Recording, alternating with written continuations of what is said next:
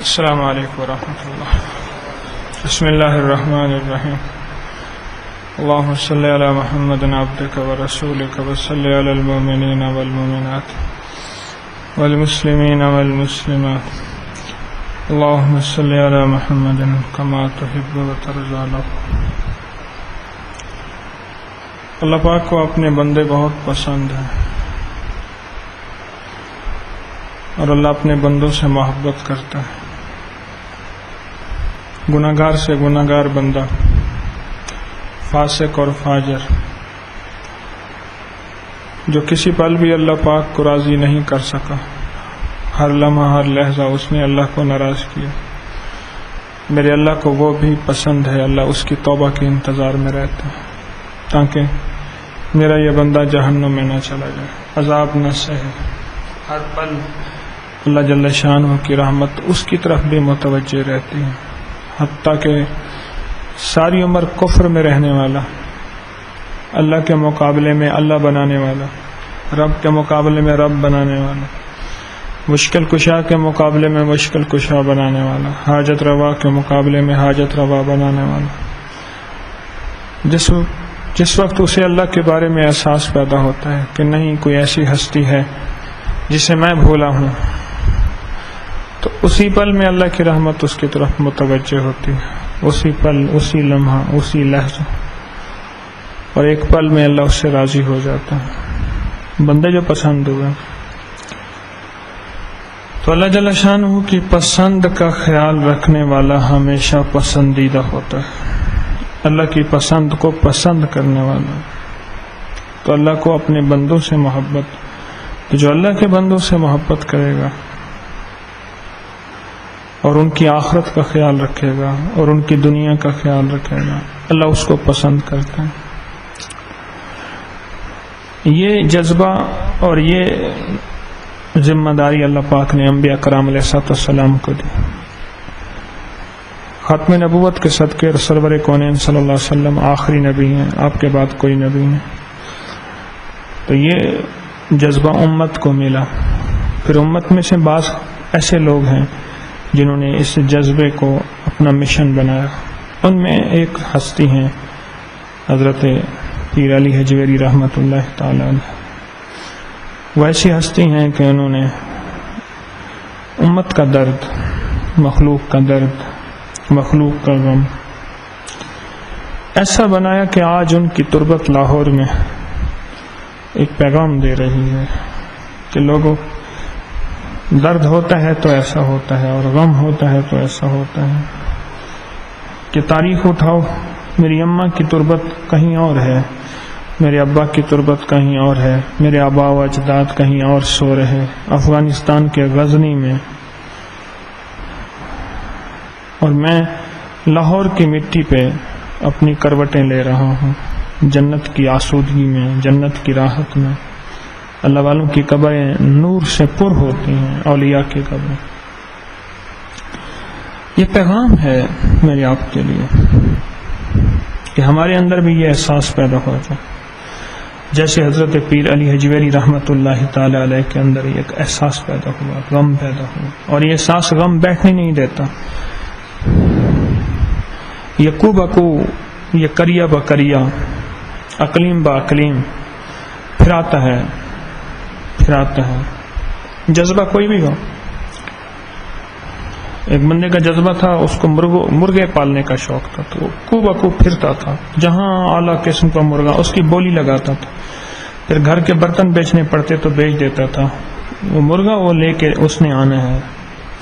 ایک صاحب کو کتوں کا شوق تھا، پھر حکا بھر کے چارپائی پہ بیٹھ کے ایسے کش لگاتا تھا اور کتے سامنے بندھے ہوئے ہوتے تھے اور خوش ہوتا تھا.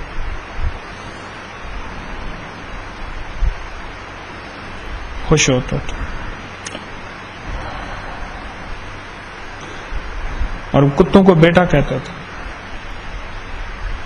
شوق تھا، خود نہیں کھاتا تھا، مکھن کھلاتا تھا، ان کو بادام کھلاتا تھا.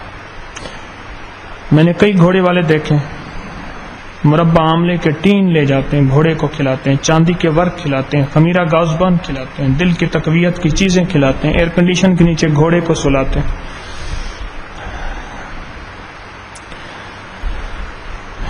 یہ اندر کا عشق پھر مراتا ہے، پھر آتا ہے،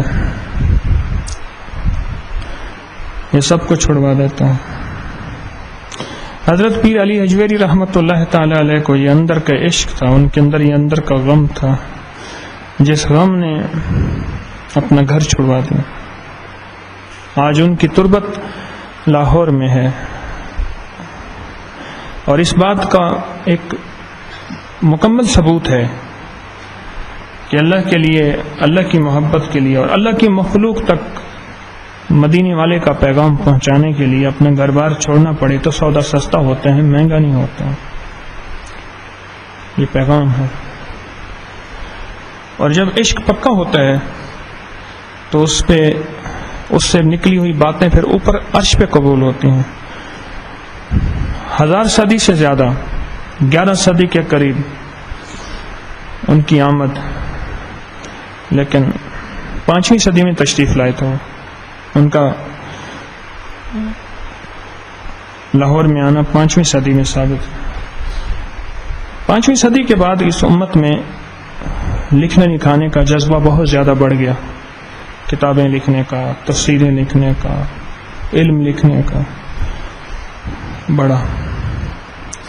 لیکن 5ویں صدی کی دور میں جو کتابیں باقی بچی ہیں وہ صرف انگلیوں پہ گنی ہوئی کتابیں ہیں، تاریخ جو کہتی ہے، ان میں ایک کشف الموجود بھی ہے۔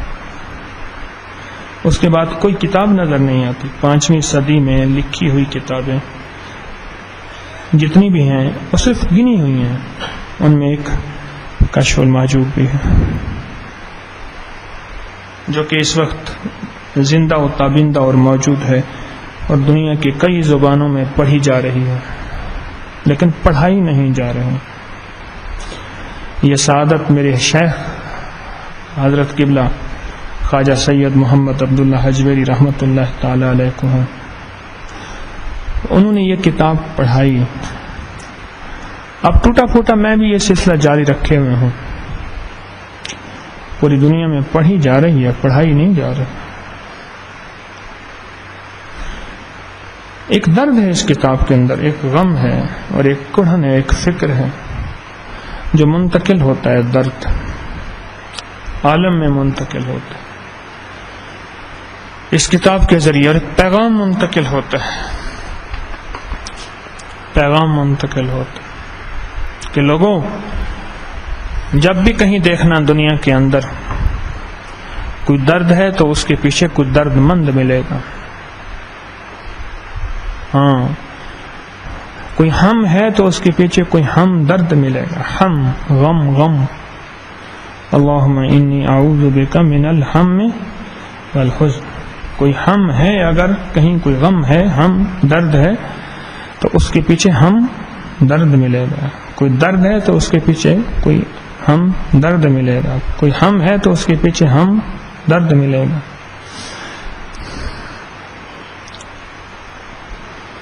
کوئی ملے گا پیچھے، اور اس کے ذریعے اللہ پاک اپنے بندوں تک پیغام پہنچاتے رہیں گے۔ یہ اللہ کا نظام چلتا رہے گا، ہم نہ ہوں گے تو کسی اور کے چرچے ہوں گے۔ اللہ پاک کے بندوں تک یہ پیغام اللہ پہنچاتا رہے گا۔ کشف المحجوب کا آج کا سبق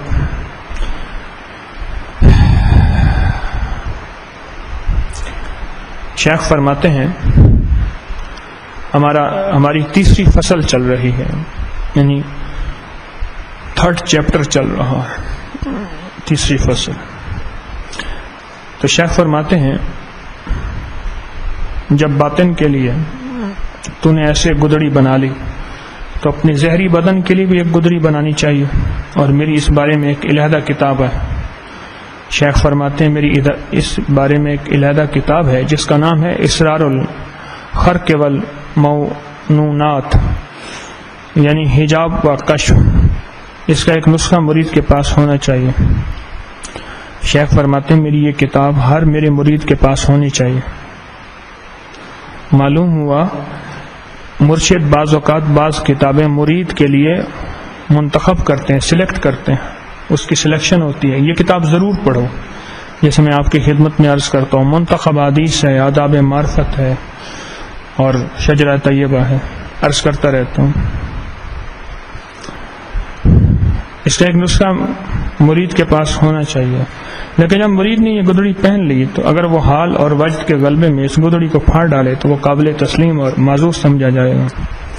اگر وہ اپنے اختیار سے اور طریقت کی شرط کو جانتے ہوئے اس کو پھاڑے تو اس کے لیے گدڑی رکھنا مسلم و ضروری نہیں۔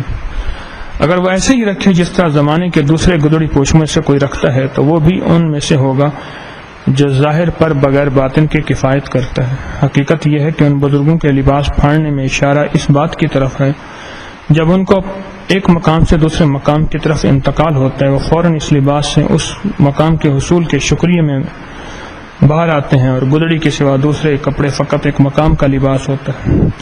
غرض گدڑی طریقت، فقر اور صوفی کے کل مقامات کا ایک جامع لباس ہے، اور ان تمام مقامات سے باہر نکالنا ان سب مقامات سے بیزاری کا ظاہر کرتا ہے۔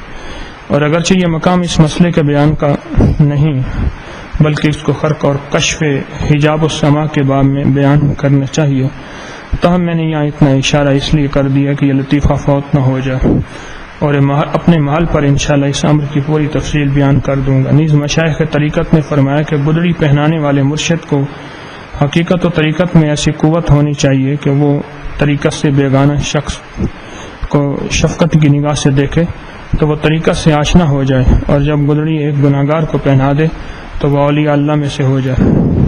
ایک دفعہ میں اپنے شیخ کے ہمراہ ملک آذربائیجان میں جا رہا تھا، 2-3 گدڑی پوشوں کو دیکھا، وہ گیہوں کے ڈھیر پر کھڑے تھے اور اپنی گدڑیوں کے پلے بچھائے، تو کسان نے ان میں کچھ غلہ ڈال دیا۔ شیخ نے ان کی طرف دیکھ کر یہ آیت پڑھی، اولئک الذین اشتروا الضلالۃ بالہدی، یہی وہ لوگ ہیں جنہوں نے ہدایت کے بدلے میں گمراہی خرید لی، پس ان کی تجارت کچھ نفع مند نہ ہوئی، اور دراصل وہ ہدایت پانے والے نہ تھے۔ تو میں نے اپنے مرشد سے یہ لوگ کس بے حرمتی کی وجہ سے اس بلا میں مبتلا اور مخلوق کے سامنے رسوا ہوئے، فرمایا ان کے پیروں کو مرید جمع کرنے کی حرص تھی اور انہیں دنیا جمع کرنے کی، اور کوئی حرص بھی دوسرے حرص سے بہتر نہیں ہوتی۔ بلا امر شریعت دعوت کرنا خواہش نفس کی پرورش کرنا ہے۔ حضرت جنید سے روایت ہے، فرمایا کہ میں نے باب الطلق پر ایک نہایت خوبصورت یہودی کو دیکھا، میں نے پروردگار عالم سے دعا مانگی، یا خدایا اس کو میرے پاس بھیج، تو نے اس کو کتنا خوبصورت پیدا کیا۔ ابھی تھوڑی مدت ہی نہیں گزری تھی کہ وہ یہودی میرے پاس آ کر کہنے لگا، اے شیخ مجھے کلمہ شہادت پڑھائیے۔ وہ مسلمان ہوا، اسلام کا ایسا شیدائی بنا کہ تھوڑے دنوں بعد اولیاء اللہ میں شمار ہوا۔ شیخ ابو علی سینا سے لوگوں نے پوچھا، گدڑی پہننا کس کے لیے جائز ہے؟ آپ نے فرمایا اس شخص کے لیے جو مملکت الہی کے تمام اسرار سے مطلع ہو۔ دنیا میں اللہ تعالیٰ کا کوئی حکم اور حال جاری نہیں ہوتا مگر قضاء و قدر اس کو اس کے آگاہ کر دیتے ہیں، پس گدڑی صالحین کا نشان اور نیک لوگوں کی علامت اور فقراء اور اہل تصوف کا لباس ہے۔ فقر و صوف کی حقیقت کا متعلق اس سے بیشتر کلام ہو چکا ہے۔ اگر کوئی شخص اولیاء اللہ کے لباس کو دنیا جمع کرنے کا ذریعہ اور اپنی خرابی کا پردہ بنائے تو ان کی وجہ سے اس لباس کے اہل کو مورد الزام ٹھہرانا مناسب نہیں۔ اہل ہدایت کے لیے اتنا بیان کافی ہے، کیونکہ اگر میں اس کی شرح بیان کرنے لگوں تو اس کتاب سے جو مقصود ہے وہ فوت ہو جائے گا، اور توفیق قبضہ قدرت الہی میں ہے۔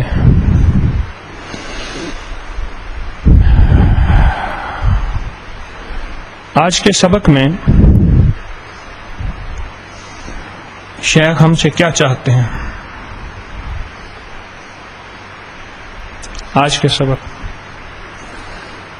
ایک چیز جو شیخ نے فرمائی ہے، اگر کوئی حال اور وجد کے غلبے میں اس گدڑی کو پھاڑ ڈالے تو وہ قابل تسلیم اور معذور سمجھا جائے گا، اور اگر اپنے اختیار سے اور طریقت کو شرط جانتے ہوئے اس کو پھاڑے تو اس کو گدڑی پہننا ضروری ہی نہیں۔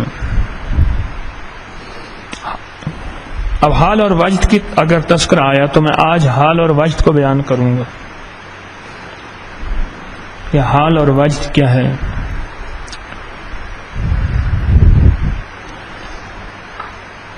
انسان جب عشق کی انتہا پہ پہنچتا ہے تو اس کے حواس اس کے بس میں نہیں رہتے، حواس، دیکھنے کی قوت، چکھنے کی قوت، سمجھنے کی قوت، سہنے کی قوت، سننے کی قوت، سمجھنے کی قوت، چلنے کی، پکڑنے کی، محسوسات، حواس اس کے بس میں نہیں ہوتے. اسلام نے پاگل کے لیے پاگل کو نماز سے مستثنی قرار دے دیا کہ پاگل کے اوپر نماز فرض نہیں ہے، اسے پتہ ہی نہیں کائنات کے نظام. جب انسان پہ کسی چیز کا حال واضح ہوتا ہے، اور حال اس وقت آتا ہے جب دل میں کوئی چیز اندر ہی اندر ہو جائے، پھر دل میں اپنا وجود ختم ہو جاتا ہے، پھر کوئی چیز اور آ جاتی ہے. میرے حضرت فرماتے تھے، مجھے ایک دفعہ فرمایا کبھی کسی مجذوب کا جوٹا نہ پینا.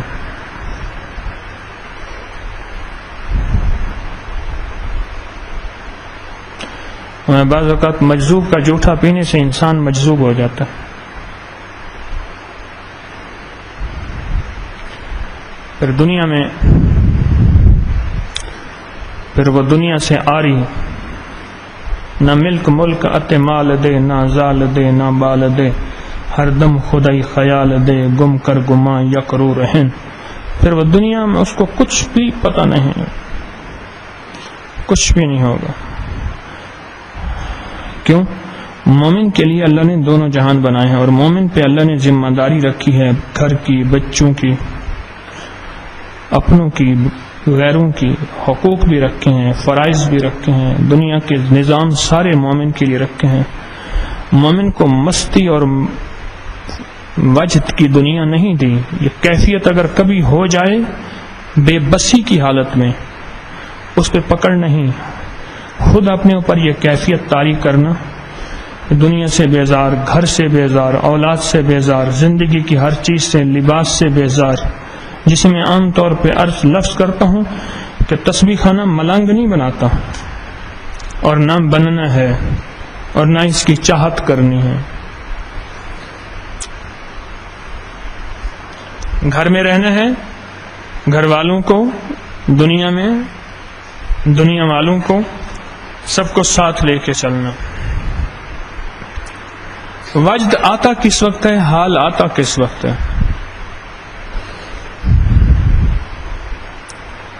وجد کس وقت آتا ہے، حال کس وقت آتا ہے.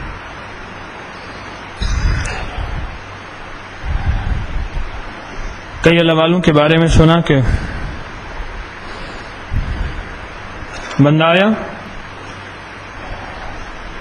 اور اسے فرمایا کہ آج کے بعد فرض اور سنتیں واجب پڑھا کر، بس واجب اور سنتیں جو موقع ہیں باقی سب چھوڑ دے، نفل چھوڑ دے، تلاوت چھوڑ دے، ذکر چھوڑ دے، عبادات چھوڑ دے، مراقبہ چھوڑ دے، سب کچھ چھوڑ دے. بس سارا دن درود پڑھ، فرائض پڑھ، واجب پڑھ اور سنت موقع ہے، بس وقت سب چھوڑ دے. رات کو اٹھنا، تہجد سب چھوڑ دے. معالج ہے، اسے پتہ ہے کہ اس کو کیا علاج دینا. میں نے ایک بندے سے کہا کہ لطیفوں والی کیسٹ لے، وہ سن. میں نے کہا لطیفوں والی کیسٹ لے، وہ سن، سب تسبیحیں چھوڑ دے. کہیں ایسا نہ ہو یہ اپنے آپ کو خدا نہ سمجھ بیٹھے، مسلمان تو رہ جائے. اس لیے کہتے ہیں، میں اکثر ایک بات عرض کیا کرتا ہوں، اپنے مرشد کو اطلاع دیں، اپنے شیخ کو اپنے حال کی، احوال کی اطلاع دیں. جواب ملنا ضروری نہیں، اطلاع دینا ضروری ہے.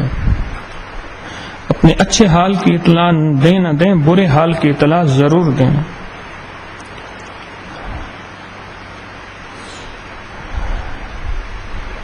جو ظاہری مریض ہوتا ہے، جسمانی مریض، وہ اپنے معالج کو اطلاع دیتا ہے پل پل کے. باقاعدہ گھر میں ایک چارٹ ہوتا ہے اور اس چارٹ کے اوپر لکھا ہوا ہوتا ہے، آج میری شوگر اتنی تھی، صبح بلڈ پریشر اتنا تھا، میں نے چیک کیا تھا، شام کو میرا بلڈ پریشر اتنا تھا. ایک چارٹ ہوتا ہے، وہ لکھتا ہے یا مریض اگر سیریس ہو تو اس کا جو خادم ہوتا ہے یا اس کے اوپر کوئی ڈاکٹر یا اس کا اسسٹنٹ مقرر ہوتا ہے، وہ لکھتا ہے اور اطلاع دیتا ہے۔ ہم روحانی سنجیدہ پیچیدہ مریض ہیں، ہم روحانی سنجیدہ پیچیدہ مریض ہیں، ہمیں اطلاع دینی چاہیے۔ اگر اطلاع نہ دی تو ایک بات صاف کہہ رہا ہوں، مرشد سے یقین ہٹ جائے گا، بے یقینی کی کیفیت ہوگی، عظمت ختم ہو جائے گی، پھر یہ کھوکھلا جسم چلتا پھرتا پھر رہا ہوگا، ترقی ختم ہو جائے گی۔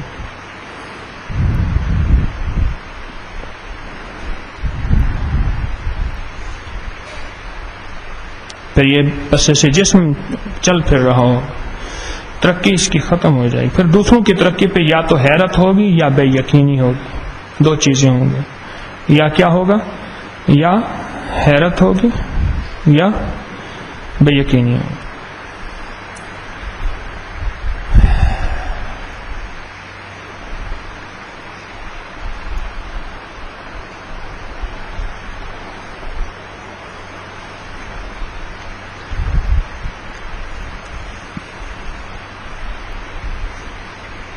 حال کس وقت آتا ہے اور وجد کس وقت آتا ہے؟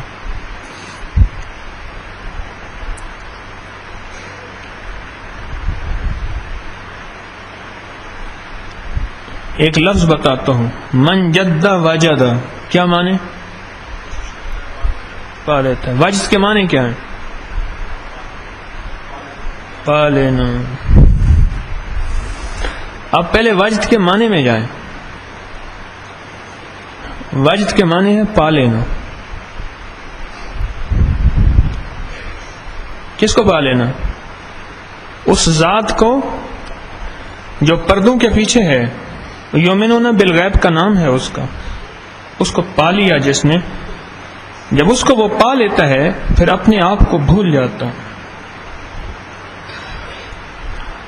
یوسف علیہ السلام کے حسن کو جب دیکھا تو بجائے پھل کاٹنے کے اپنی انگلیوں کو کاٹ ڈالا، اور کاٹنے میں پتہ ہی نہ چلا کہ اپنی انگلیوں کو کاٹا ہی نہیں کاٹا۔ یہ تو اللہ جل شانہ کے حسن سے ملا ایک حسن تھا، میرے اللہ کا حسن کیا ہوگا؟ اور جو اللہ کو اور اللہ کے حسن کو پا لیتا ہے، ایسا مبہوت، باقاعدہ تصوف میں اصطلاح ہے مبہوت کی، مبہوت یا متحیرین، یا پہلا لفظ کیا ہے؟ یا دلیل المتحیرین، یہ وہ متحیر ہو جاتا ہے۔ متحیر کہتے ہیں، اب میری طرف دیکھیں نا، ایسے منہ میں انگلی، ایسے آنکھیں کھلی ہوئی ہیں، ہاں ہے نا، خود بخود منہ کھل جاتا ہے۔ اس لیے میت کا منہ کھل جاتا ہے، میت کی آنکھیں کھل جاتی ہیں، اس کی منہ، اس کی داڑھی، اس کی آنکھیں بند کرنی پڑتی ہیں، اور بعض اوقات اس کا منہ بند نہیں ہوتا، اسے زور سے کپڑے سے باندھنا پڑتا ہے۔ یہ وجد ہے، یہ وجد ہے۔ میت بھی وجد میں ہوتا ہے، وہ مقام جو سنا تھا، کیونکہ مرنے والے کو اس کا اصل مقام دکھا دیا جاتا ہے۔ غور سے سمجھیے گا، مرنے والے کو موت کے وقت اس کا اصل مقام جنت یا جہنم۔ جب جنت دیکھتا ہے، سنی تو تھی لیکن سنی اور دیکھی میں بڑا فرق ہوتا ہے۔ یہ جنت، ہاں، بس حیرت، دنیا کی حیرت میں بندے مر جاتے ہیں۔ ہمارے چودھری حشمت علی صاحب تھے رحمت اللہ علیہ، فوت ہو گئے، مجھے خود سنایا۔ ایک بندہ تھا، اس کا نام تھا اللہ بخش کھیرنی کہتے تھے اسے۔ کہنے لگے وہ رات کو ہنستا ہوا میرے پاس آیا، اس کی جگہ غلہ منڈی شہر سے باہر گئی، اس کا رقبہ تھا وہاں، اس کا رقبہ اس غلہ منڈی میں آ گیا تو زہر قیمتی بن گیا۔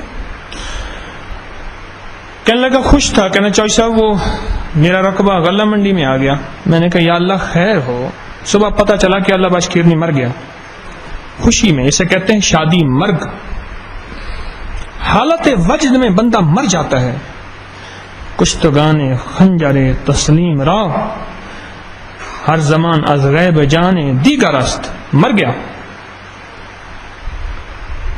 ایک درویش تھے، نعت خان تھا، اس سے یہ سن رہے تھے. فرمایا مقرر پھر کہو. اس نے پھر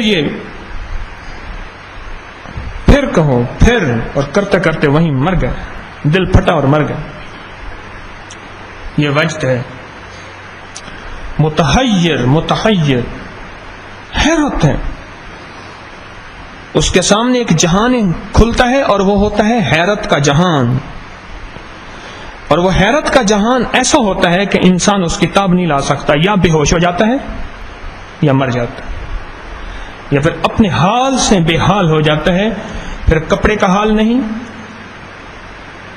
ہاں پھر لباس کا حال نہیں، پھر کھانے کا حال کا پتہ نہیں، پھر پینے کے حال کی خبر نہیں، کچھ خبر نہیں.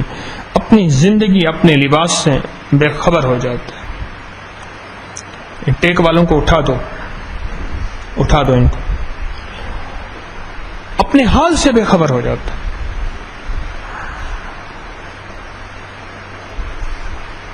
اب کچھ نہ کچھ وجد کی سمجھ آ رہی ہے؟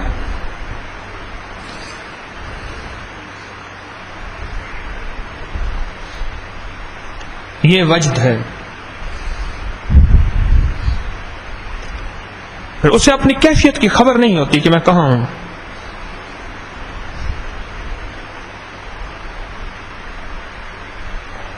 پھر انسان اپنے وجود سے لا علم ہو جاتا. انسان کو اپنے وجود کی کوئی خبر نہیں ہوتی.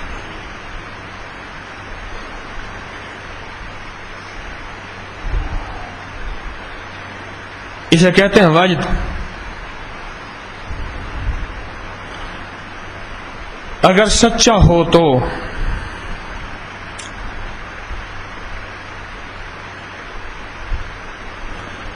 اور سچے وجد میں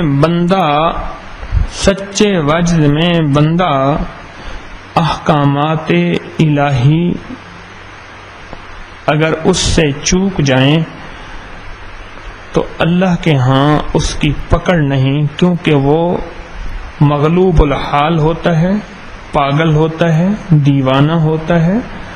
اس کی دیوانگی میں اس پہ اگر نماز کا وقت ٹل جائے،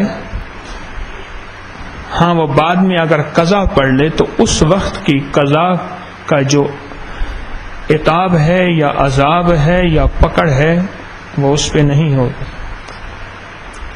کیوں؟ اپنے حال ہی نہیں. بعض اللہ والے ایسے ہیں، اللہ جل شانہ کا نفی اسبات کا جب ذکر کرنے بیٹھتے تھے، نفی اسبات کا، تو جب اس میں ذات پہ پہنچتے تھے تو غلبے کی کیفیت یہ ہوتی تھی کہ 3 دن بے ہوش رہتے تھے. ان کے خدام ان کے منہ میں پانی ڈالتے رہتے تھے. بس 3 دن بے ہوشی کی حالت میں ہوتی تھی، اور وہ ظاہری بے ہوشی ہوتی تھی، اصل وہ وصال ہوتا تھا. وصال کہتے ہیں ملاقات کو.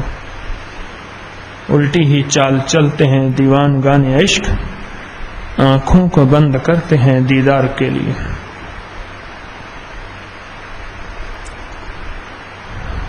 یہ وجد ہے. یہ وجد ہے.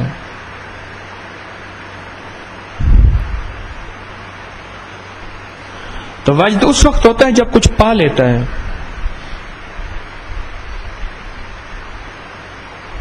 پا لیتا ہے.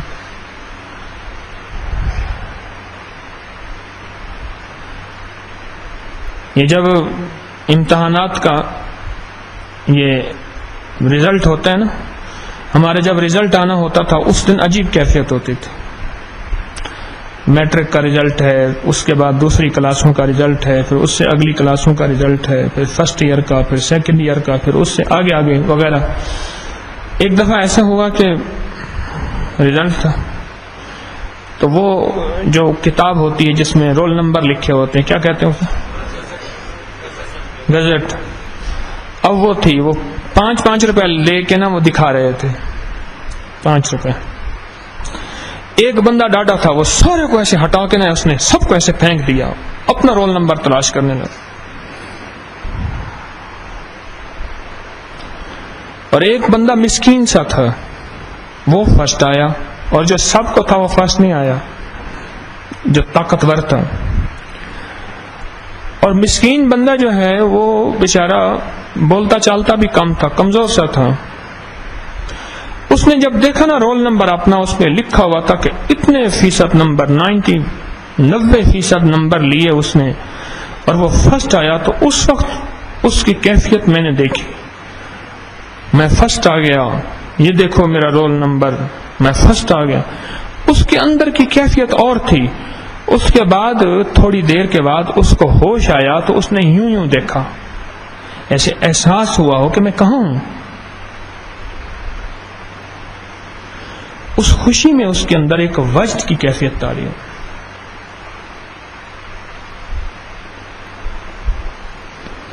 غم کو پالے تو وجد. غم میں لوگ مر جاتے ہیں یا بیمار ہو جاتے ہیں یا کومے میں بے ہوش ہو کے جاتے ہیں. خوشی کو پالے تو وجد. اچانک خوشی آ جائے، سرپرائز، اچانک خوشی تو وجد.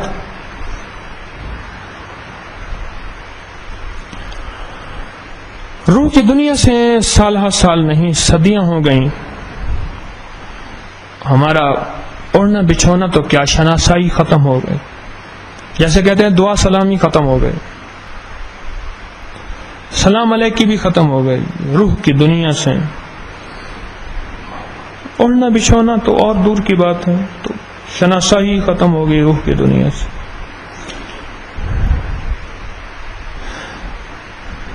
ورنہ مومن ہو اور اس کو وجد نہ آئے. شیخ عبد الباسط عبد الصمد، مصر کے شیخ عبد الباسط تھے، قاری باسط جیسے کہتے تھے. وہ جب قرآن پاک پڑھتے تھے تو کفار انگریز حیرت میں ایسے دیوانے ہو جاتے تھے. ان کو قرآن کی سمجھ نہیں آتی تھی، لیکن قرآن کی طاقت اور اثر اور قرآن کا لہجہ اور قرآن کے لفظوں کی تاثیر ان کو دیوانہ کر دیتے تھے. کئی اللہ والے ایسے گزرے ہیں کہ وہ جیل میں جب قرآن پڑھتے تھے، ملتان جیل، ساہیوال جیل، پنجاب کا کالا پانی تھا.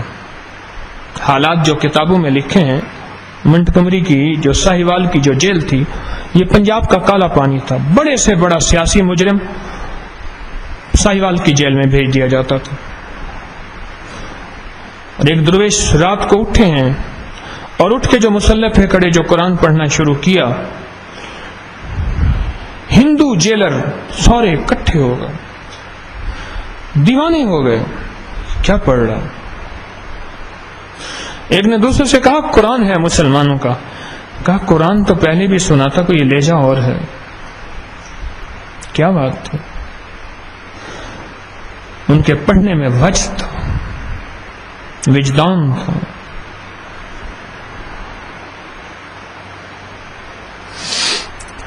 وجد تھا، وجد.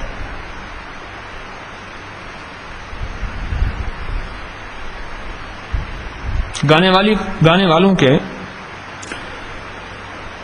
استاد بنے خان تھے. ایک استاد بنے خان گوالیار کے نعمت خان اور حشمت خان دو بھائی تھے. یہ نواب گوالیار کے شاہی گویے تھے اور اپنا فن کسی کو نہیں دیتے تھے.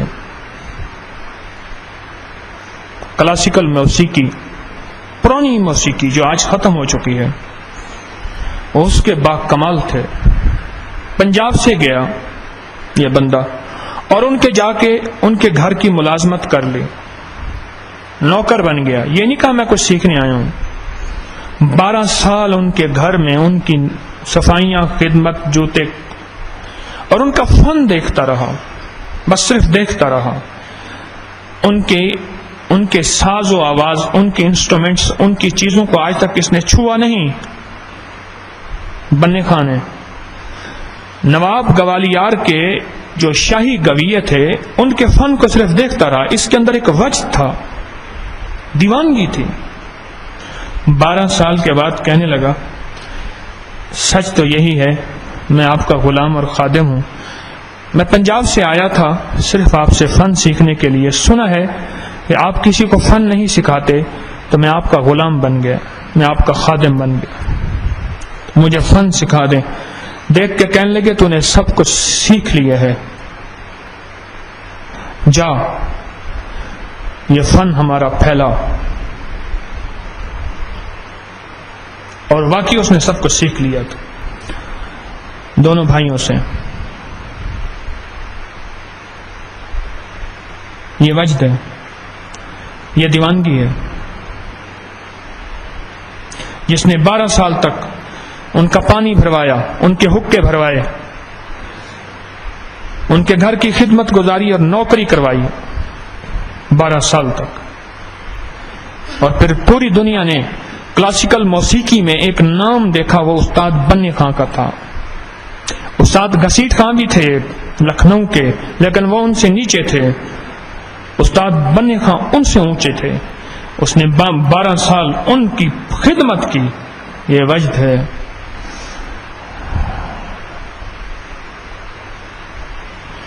کیا وجد صرف موسیقی پہ سر دھننے کو کہتے ہیں؟ نہیں تو. وجدان کسی چیز کے اندر کھو جانے کو کہتے ہیں. وجد کسی چیز کو حاصل کر لینے کو کہتے ہیں. وہ موسیقی کا دل دادا ہو، وہ قرآن کا دل دادا ہو، وہ کملی والے کے درود کا دل دادا ہو، وہ مدینے والے کے عشق کا دل دادا ہو، وہ گنبد خضرا کے مالک اور اللہ کی محبت اور اللہ کے حبیب کے عشق اس کا دیوانہ ہو. یہ وجد ہے، یہ وجد ہے. اور اس وجد کو پانے والا بندہ جو اس وجد کو پا لیتا ہے، اس کے اندر جو وجدان کی کیفیت پیدا ہوتی ہے، بس وہی اصل کمال ہوتا ہے.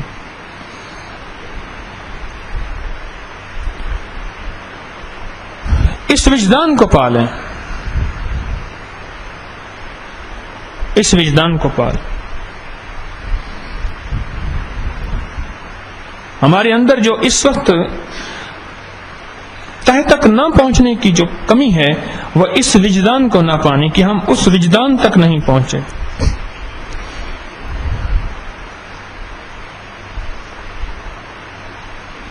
اس وجدان تک نہیں پہنچے.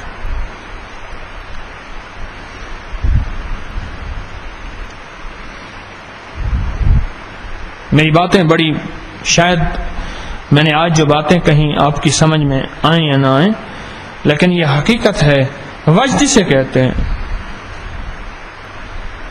جب اللہ جل شانہ کی محبت میں انسان پاگل ہوتا ہے. موسیقی، کلاسیکل موسیقی میں پاگل ہوا، اس نے گھر چھوڑ دیا. استاد عبد المالک صاحب رحمت اللہ علیہ پچھلے ہفتے فوت ہوئے. میرے بھی استاد تھے، میرے والد صاحب رحمۃ اللہ کے وہ استاد تھے. 100 سال کے قریب فوت ہوئے. ان کے والد صاحب تھے مفتی واحد بخش صاحب. ان کی تربت میں لے بھی گیا تھا.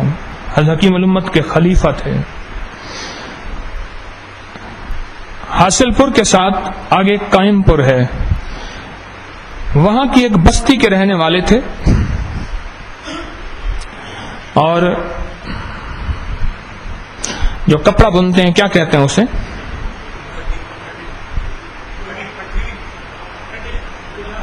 جو لاہے تھے. بس ایک وجد تھا علم کا. حاصل پور کی اس بستی سے نکلے. استاد عبد المالک صاحب رحمۃ اللہ علیہ کی خدمت میں جاتا تھا دعا کرانے کے لیے، کوئی ہدیہ لے کے ان کی زیارت کرنے جاتا تھا. بہت بوڑھے تھے. میرے بھی استاد تھے، میرے والد صاحب رحمۃ اللہ کے استاد تھے. ابھی پچھلے ہفتے فوت ہوئے، اطلاع ملی. آج ان کو 8-10 دن ہوئے فوت ہوئے. ایک دفعہ فرمانے لگے میرے ابا جان کو ایسا وجد تھا علم کے ساتھ، اور مدینے والے کملی والے کے ساتھ گھر سے نکل گئے. سال ہر سال پتہ نہیں، حتیٰ کہ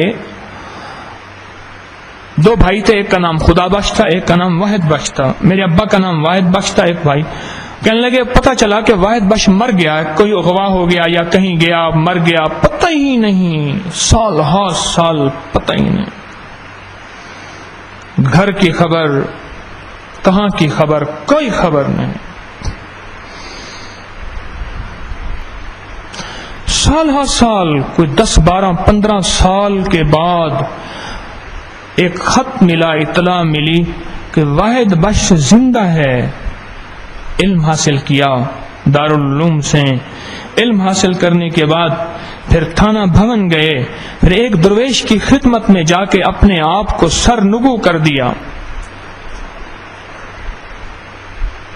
کوئی سو تو نہیں رہا بھائی، اونگ تو نہیں رہا کوئی. دیکھو ایک بندہ مسلسل میرے سامنے اونگ رہا ہے، اپنے آپ کو دیوانہ کر دیا. اور وہ خانقاہ بھی اس درویش کی تھی جہاں مسلسل ایک ایک چیز پہ روک ٹوک ہوتی تھی. تم ایسے کھڑے کیوں تھے؟ تو ایسے بیٹھا کیوں تھا؟ جیسے میں سونے نہیں دے رہا، ٹیک بھی نہیں لگانے دے رہا. کتنا ظالم ہوں. وہ عبدالجبار مجھے یاد ہے، اونگ رہا تھا. عبدالجبار کھڑا دیا تھا، عبدالجبار اونگ رہا تھا. میں نے کہا عبدالجبار سب کرو. کہ چھوڑو، تو تجھے تو گھر سونے کا موقع ملتا ہے، یہیں مسجد میں آ کے تو سونے کا موقع ملتا ہے، تم یہاں بھی نہیں سونے دیتا. مجھے عبدالجبار خرادیہ یاد آیا. جب سوتا وہ دیکھتا نا سمی کو تو مجھے عبدالجبار خرادیہ یاد آ جاتا.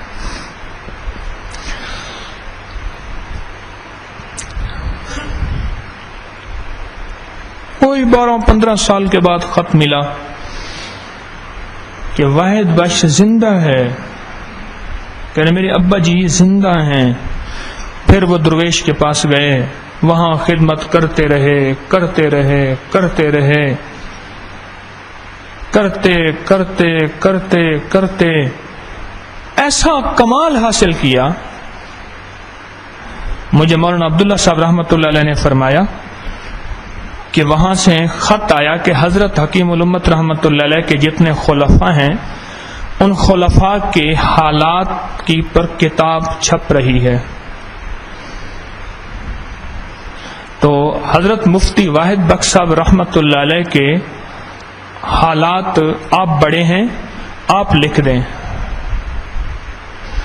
تو میں نے کہا کہ مجھے کچھ حالات کی خبر تو ہے، کچھ خفیہ حالات بھی چاہیے، تو اس کے لیے مجھے ان کے خطوط چاہیے. حضرت حکیم الامت رحمۃ اللہ علیہ کا مزاج تھا کہ مرید جو خط لکھتا تھا نا اسی خط کے اوپر جواب دیا جاتا تھا اور وہ خط سمیت واپس آ جاتا. میری بات سمجھ رہے ہیں؟ اب وہ خط گھر جمع تھے، اب بھی ہیں خط، اب بھی ہیں. ان کا بیٹا ہے وہ بھی مفتی ہے، اب بھی ان کے پاس وہ خط ہیں.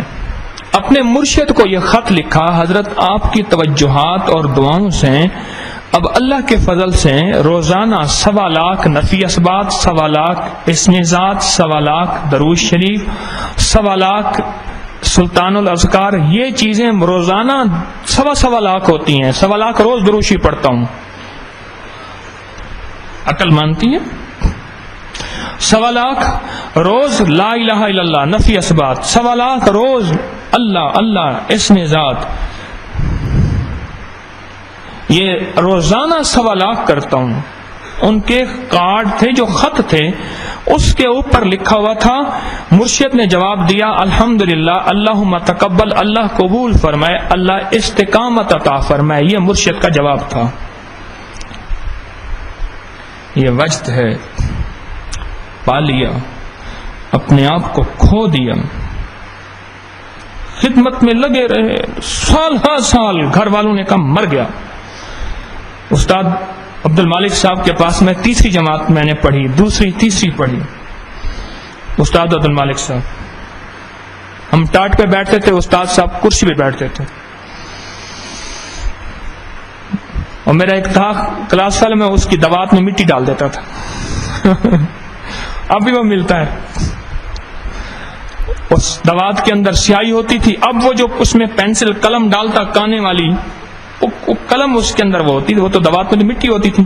پھر دوات ہی ایسی ہوتی تھی، ٹیڑھی ہوتی تھی، تو اس میں نکلتا ہی کچھ نہیں تھا. تو ایک دفعہ استاد عبد المالک صاحب کو اس نے جا کے شکایت کی، استاد جی اس نے طارق نے نا میری دوات میں مٹی ڈال دی۔ استاد نے کہا ادھر آؤ، خبیث، ایسے خبیث کہتے تھے، شرارتی، ادھر آؤ۔ تو کس کا بیٹا ہے تو؟ میں نے کہا جی میں فلاں کا بیٹا۔ وہ تو میرا شاگرد ہے، تیرا باپ تو میرا شاگرد ہے۔ جی میں نے کہا بس ٹھیک ہے، تو آج کہتا ہوں تو میرے سامنے بیٹھا کر۔ ایک دفعہ میں نے ان سے عرض کیا، میں استاد جی یاد ہے آپ کو؟ ہنس پڑے، فرمائے گا نہیں یاد نہیں ہے۔ میں نے کہا ایک دفعہ آپ نے ایسے کیا تھا، میں نے دوات میں مٹی ڈالی تھی، روز ڈالتا تھا، بیچارے کو تنگ کیا ہوتا میں نے۔ یہ چیز کیسے ملی؟ 1.25 لاکھ اسم ذات، 1.25 لاکھ درود شریف، 1.25 لاکھ اللہ، یہ کیا ہے؟ لاپتہ ہو گئے، لا مکان ہوئے، وہی لا مکان کے مکین ہوئے، لا مکان کے مکین، بس علم میں کھو گئے۔ ایک پیر صاحب نے مجھے بلایا، میں دوستوں کے ساتھ گیا، ایک پرانا درخت تھا، ایک بابا بیٹھا ہوا تھا، فوراً بکرا ذبح کیا۔ میں نے کہا پیر صاحب کے ذبح کرنے والے مشکوک ہیں۔ میں نے کہا جی ایسا ہے، اگر ذبح ہم کر دیں تو اس کے ٹکڑے، میں نے ایک بندے کو وضو کرایا اور بکرا ذبح کرا، میں نے کہا ذبح تو کر لے، بسم اللہ اللہ اکبر پھیر دے تو ذبیحہ تو ٹھیک ہو۔ تو اس نے کہا یہ استاد ہیں، کہنے لگے جی استاد صاحب کے پاس لے گئے، پرانے درخت کے نیچے بوڑھا بیٹھا ہوا تھا، ٹانگیں اس کی ختم ہو چکی تھی۔ اس نے کہا جی یہ میرا استاد ہے، بڑی مشکل سے میں لایا ہوں، اور 1.25 لاکھ اکھلی جو ہے وہ اس کی مرید ہے۔ لفظ سمجھیں، 1.25 لاکھ اکھلی، کیا 1.25 لاکھ طبلہ جو ہے اس کا مرید ہے۔ استاد بہت بڑا طبلہ نواز ہے۔ پھر اس نے طبلہ بجایا، جو شاگرد تھا، استاد دور سے بیٹھے ایسے ہاتھ کر رہا تھا۔ آج صبح میں کہہ رہا تھا، صبح میں نے حدیث کی کتاب منتخب حدیث پڑھی اور میں دوستوں سے کہہ رہا تھا، آج میں دوستوں سے عرض کر رہا تھا، یہ فرض نماز میں مشق کرائی جاتی ہے کہ یار کے اشاروں پہ چلنا بھی کوئی آ جائے۔ امام اشاروں پہ چلاتا ہے نا، یا ساتھ وضاحت اور جسٹیفیکیشن دیتا ہے۔ آپ تو نہیں تھے، بیت المقدس میں حاضری تھی میرے خیال میں، تو امام جو ہے وہ اشاروں پہ چلاتا ہے نا، اللہ اکبر کہہ کے، یہ تو نہیں کہتا کہ بھائی قیام ہے خیال کرنا، اللہ اکبر کہہ کے وضاحت تو نہیں کرتا رکوع کی۔ فرض نماز سے مراد اشاروں پہ چلانا۔ جب عشق کی انتہا ہوتی ہے نا، پھر اشاروں پہ بندہ چلتا ہے۔ عاشق ایک دوسرے سے محبت زیادہ ہو نا، اشارہ کرو، 4 بندے کھڑے ہوں، اشارہ سمجھ آتا ہے، وہ اپنے اشارے پہ 4 بندے 8 بندے 100 کھڑے ہو نا، آپس میں آنکھ لڑتی ہے، اشارے سے اشارہ سمجھ آ جاتا ہے۔ ایسے ہے، یہ کس وقت ہوتا ہے؟ جب دل کی دنیا دل میں چلی جاتی ہے، جب ایک دوسرے کا دل لے لیا جاتا ہے۔ میرے اللہ کی بندے سے چاہت یہی ہے، یہ بھی وجد ہے کہ میرے بندے نماز کے اندر جیسے اشاروں پہ چلتا ہے نا، نماز کے بعد بھی ایسے اشاروں پہ چل۔ آ میرے پاس، تجھے نماز اور جماعت کے نام پہ اشاروں میں چلنا سکھاؤں، اشاروں پہ چلنا سکھاؤں۔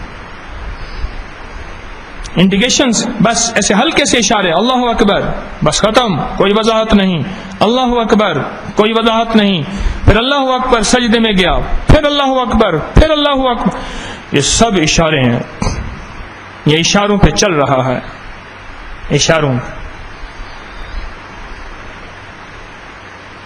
یہ اشارے ہیں۔ حضرت پیر علی حجویری رحمت اللہ تعالی علیہ ہمیں یہ سبق دیتے ہیں، اور میرا اللہ ہم سے یہ چاہتا ہے، یہ وجد ہے، یہ وجد۔ پیر علی حجویری رحمت اللہ علیہ یہ وجد کی دنیا ہمیں دے رہے ہیں، اور یہ کشف المحجوب کا سبق جو آج کا ہے، یہ وجد کا سبق ہے۔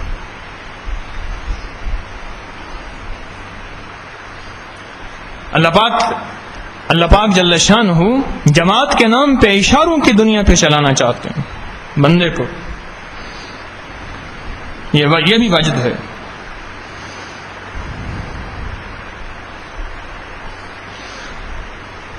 بندہ جس چیز میں کھو جائے بس کھو جائے، پھر وہیں پاتا ہے۔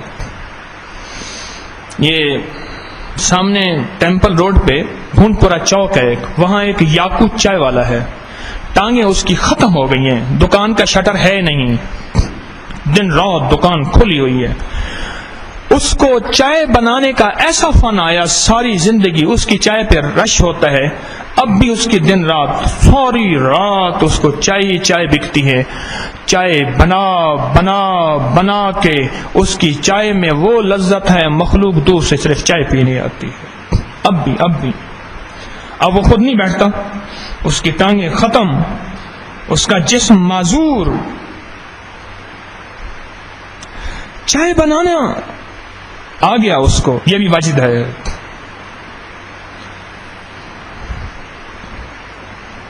اللہ کی محبت میں بیٹھے بیٹھے بیٹھے بیٹھے پاؤں ٹیڑھے ہو گئے، اور اللہ کی محبت میں اللہ آ گیا، اس کو چائے بنانا آیا، اس کے ہاتھ میں فن اور کمال ہے، انہیں کہ چائے ہے تو یاکو کی چائے، بس اس کو چائے بنانا آ گیا۔ میری نانی اماں سوکھا گوشت اور سوکھی پالک پکاتی تھی، کمال ہے۔ سوکھا گوشت لے کے نا اس کو دھاگے میں پرو کے اس کو خشک کرتی تھی، اور پالک خشک کر کے سوکھا گوشت اور سوکھی پالک پکاتی تھی لکڑیوں کی آگ پہ۔ ہاں، تندور کی روٹی ہو، لکڑیوں کی آگ پہ پکی ہوئی ہو، اور ہاتھ سے لگی اور پانی سے لگی ہو، تھاپی سے لگی نہ ہو، اس کی لذت دیکھ تو۔ تندور کی روٹی لکڑی سے لگی ہوئی ہو اور ہاتھ سے لگی ہوئی ہو، پانی سے، تھاپی سے لگی نہ ہو۔ چیزوں کی لذتوں کا حصول ملا، اللہ کے نام کی لذت کو میں کھوئیں تو ملے۔ لاہوریوں کے اندر لذتیں بڑی ہیں، ذائقے بڑے ہیں، صدیوں سے یہ نظام لاہوریوں کا چل، لاہور کی تاریخ اٹھا کے دیکھیں، آج کی نہیں، دلی اور لاہور کی تاریخ میں یہ چیز ہے۔ دلی کی نہاری، نہ دکھ رہے نہ بیماری۔ ہاں، چاہے بندے کا کولیسٹرول ہی بڑھ جائے، سب کچھ اوپر ہو جائے، دلی کی نہاری، نہ دکھ رہے نہ بیماری۔ چیزوں کی لذت میں کھوئے ایسے کھوئے کہ بس اللہ جل شانہ کی محبت اور مدینے والے اور کملی والے کے عشق میں کھوئے نہیں، اس کا وجدان حاصل نہیں ہوا، اس کا وجدان حاصل نہ ہوا۔ پھر ہم سمجھ بیٹھے شاید پاگل ہونے کا نام کو وجدان ہے، قوالی کے نام پہ پاگل ہونا، اور دوسرا اس طرح کے حرکتیں الٹی سیدھی کرنا، اس کو وجدان کہتے ہیں۔ وہ تو اپنے آپ کو کسی چیز کے لیے کھپا دینا، اپنے آپ کو مٹا دینا، مٹا دے اپنی ہستی کو۔ اگر کچھ مرتبہ چاہیے کہ دانہ خاک میں مل کے گلے گلزار ہوتا ہے، یہ وجد ہے، یہ وجد ہے۔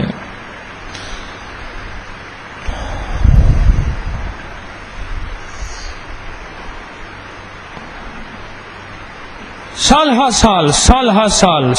سال لگ گئے، فن آیا، کمال آیا، فن آیا، کمال آیا۔ کسی کو چائے پلانے کا اور بنانے کا کمال آیا، اور کسی کو کس چیز کا۔ ہمارے سال ہا سال لگ جائیں، اللہ کو منانے کا کمال آ جائے، اللہ کو پانے کا کمال آ جائے، اور کملی والے اور مدینے والے کے عشق اور محبت دل میں رچ بس جائے، یہ وجد ہے۔ اس پہ حالات آئیں گے، کبھی رزق کے نام پہ، کبھی مزاج کے نام پہ، کبھی طبیعت کے نام پہ۔ پیر علی حجویری رحمت اللہ تعالی علیہ آج کشف المحجوم میں یہ سبق دے رہے ہیں، یہ وجد ہے۔ مجد کہتے ہیں دیوانگی کو۔ اگر مجنوں وجد میں نہ ہوتا تو اس کا نام، ایسے کئی لوگ آئے جنہوں نے عشق کیا، کئی آئے کئی چلے گئے۔ سرگودا کے ساتھ مڈ رانجھا، ایک جگہ کا نام ہے مڈ رانجھا۔ مڈ رانجھا، وہ رانجھا نہ ہوتا اور اس کا وجد نہ ہوتا تو ہیر رانجھے کی کہانی یہ منظر عام پہ نہ آتی. حتیٰ کہ رانجھا قوم ہے، کاسٹ ہے، ایک وجد ہے، وجد. کسی چیز کے لیے پاگل اور دیوانہ ہو جانا.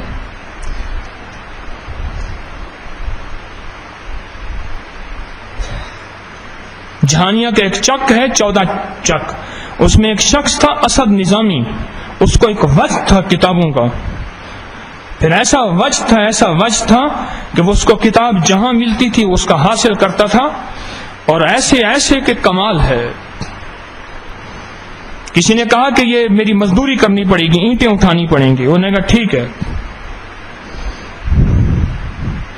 اور ایک اور صاحب تھے، ان کو کتابوں کا ایسا وجد تھا. ملتان میں ایک بندے کی لائبریری تھی، بڑی کمال کی لائبریری، ٹاپ کی لائبریری. ذاتی لائبریریاں بعض لوگوں کی ہوتی ہیں، کتابوں کا ان کو شوق ہوتا ہے. تو ان کے پاس گیا اور ان کی لائبریری میں کہا کہ جی مجھے شوق ہے کتابوں کا. وہ جاب کرتے تھے. کہنے لگے جی آپ بے شک باہر سے دروازہ بند کر کے چلے جائیں، میں کتابیں دیکھتا رہوں گا، اور اندر سے آئیں تو پھر کھول دیں. اپنی سٹیمپ بنوا کے لے گیا، ہر کتاب پہ اپنی سٹیمپ لگانی شروع کر دی، ساری لائبریری پہ اپنی سٹیمپ لگا دی.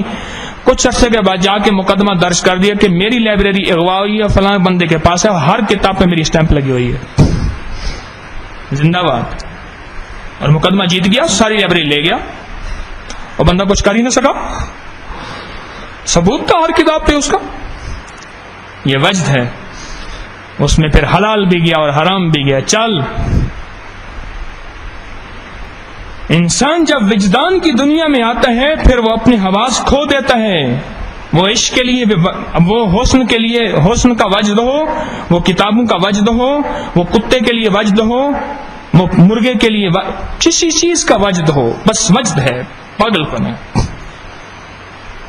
جو اللہ کی محبت کے لیے اور جو کملی والی کی محبت کے لیے وجدان ہوتا ہے، پھر اس میں بھی بہت سی چیزیں انسان کھو دیتا ہے. پھر زمانے کی ملامت اور زمانے کی ملامت اس کے لیے کچھ نہیں ہوتی. زمانے کی ملامت بہت کچھ برداشت کرتا ہے. پھر کسی نے پوچھا حضرت علی حجوی رحمۃ اللہ تعالی علیہ سے، وجد کسے کہتے ہیں؟ اور میں جس کے لیے تعریف اور ملامت برابر ہو جائے. کوئی تعریف کر رہا تو مقصد سے نہیں ہٹاؤں، اور کوئی ملامت کر رہا، لعنتیں بھیج رہا اور اس کو بلا بلا کہہ رہا اور سارا جہان، تو وہ چیز بھی اسے مقصد سے نہ ہٹا سکی، اس کا نام وجد ہے. مقصد سے نہ ہٹا، اپنے مقصد پہ لگا رہا، اپنے مقصد پہ آگے جمع رہا، بس یہ وجد ہے. پھر لکھا ہے کبھی اندر سے ملامت، کبھی باہر سے ملامت. اندر کی ملامت وساوس، شک، شبہ، وسوسے، اندیشے، یہ اندر کی ملامت ہے. اور باہر کی ملامت لوگوں کے منہ سے، لوگوں کے منہ سے، اپنے بارے میں بھی اور تیرے پیر کے بارے میں بھی، اور جو جن راہوں پہ تو چل رہا اس کے بارے میں بھی ملامت ہوگی. جن راہوں پہ تو چل رہا ان راہوں پہ ملامت، جس طریقے پہ تو چل رہا اس طریقے پہ ملامت، جو تیرا رہبر ہے، پیر ہے، اس پہ ملامت، جو تیری ترتیب ہے اس پہ ملامت. اگر تو اس ملامت کو سنتے ہوئے اندر اور باہر کی ملامت پہ اپنے آپ کے قدموں کو استقامت سے لے کے چل رہا، سمجھ لے کہ تو سچا ہے، اور یہ وجد ہے، اور تیرے اندر وجدان ہے. یہ وجد ہے.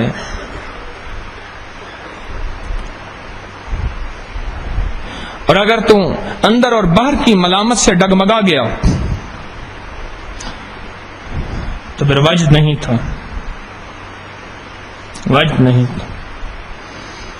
میرے پاس بہت سے لوگ آتے ہیں، تھوڑے سے حالات آئے گھبرا جاتے ہیں، کہنے لگے جی وہ بیوی بیمار ہے اور سارے ملامت کر رہے ہیں، اس کو جانا چاہیے. میں کہا فوراً جاؤ. بیوی بیمار ہے، ہسپتال میں داخل ہے اور سارے ملامت کر رہے ہیں، جانا چاہیے. میں کہا جاؤ، ٹھیک ہے. بڑے دعوے کرتے ہیں. کہتا تھا کہ ساتھ جئیں گے ساتھ مریں گے. اب روٹ گئے ہیں تو منانے نہیں آیا, مدت سے کوئی شخص رلانے نہیں آیا, جلتی ہوئی آنکھوں کو بجھانے نہیں آیا. تھوڑا سا حال آیا قدم ڈگمگا گئے, تھوڑا سا حال آیا پاؤں ہل گئے, ملامت کو برداشت نہ کر سکے. ان راہوں پہ بڑی بڑی ملامتیں سہنی پڑتی ہیں. تھوڑا سا حال آیا, کبھی تکلیف کا, کبھی غم کا, کبھی دکھ کا, کبھی کڑھن کا, کبھی درد کا, کبھی گھر کے اندر, کبھی گھر سے باہر, کبھی دل کے اندر, کبھی دل سے باہر, کبھی ناموافق ہوائیں, کبھی ناموافق حالات, کبھی ناموافق فضائیں. تھوڑا سا حال آیا. ہمارا حال تو یہ ہے کہ گلی میں چلتے ہوئے اگر کوئی مجھے کہہ دے نا, بعض اوقات گلی میں چلتے میرے پیچھے لوگ بھاگتے ہیں یا سامنے سے آ رہے ہوتے ہیں اور میرا ہاتھ پکڑ کے وہیں کھڑے کر کے مجھے کھڑا کرنا کہتے ہیں, میں ہاتھ چھڑواتا ہوں تو ان کا وجد وہیں ٹوٹ جاتا ہے. وہ کہتے ہیں یہ پڑھی ہے تمہارا مصلی, یہ پڑھی تمہاری تسبیح, چل میں جا رہا ہوں. تو نے میری بات سنی کیوں نہیں؟ کھڑا کر کے وجد گیا, محبتیں ساری گئیں, عقیدتیں ساری گئیں. بھئی میں کیا کر رہا ہوں؟ سارا دن خدمت میں لگا ہوا ہوں, میری تو ہڈیاں دکھتی رہتی ہیں. بعض اوقات میں دبواتا نہیں ہوں, دبانے پہ کوئی بندے آئے تو 8 بندے تھک جاتے ہیں. پھر اس دن میں نے گنے پکیا تھا, ایک بندہ آیا پسینہ سردی سخت پسینہ میرے اوپر گر رہا ہے. میں کہا نہیں. اٹک سے آگے گیا ایک جگہ, کچھ احباب تھے ان سے ملنے, ایک بستی میں. اٹک سے آگے تو مجھے کہنے لگا کہ صاحب آپ تھکے ہوئے ہوں گے, میں آپ کے سر پہ تیل لگا. میں کہ نہیں, میں عادی نہیں ہوں دبوانے کا کرنا, کوئی مجبور ہوں تو دبا لو. دوسرا بندہ کہنے لگا تو نہیں لگا سکے گا, یہ ان کو آج بندہ تیل لگا. وہ کہنے لگا میں کسی پہ کام کرنے والا دیہاتی ہوں, ان کی چمڑی ادھیڑ دوں گا. ایسے کہنا.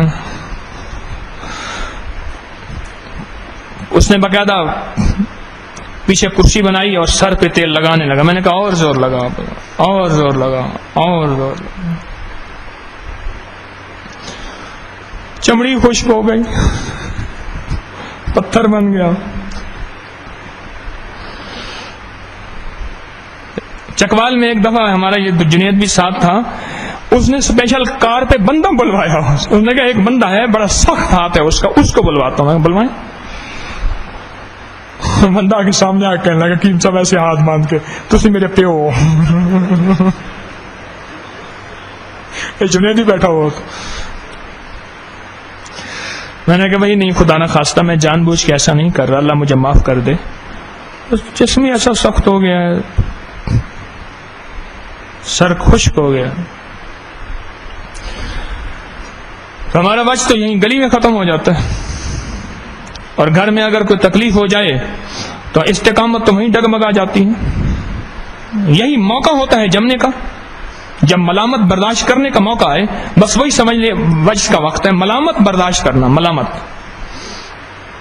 ملامت اندر سے آئے یا باہر سے, یہی موقع ہوتا ہے, یہی موقع ترقی کرنے کا. نہیں, گھر والوں کی خبر ہی نہیں, ایسے پاگل ہوئے.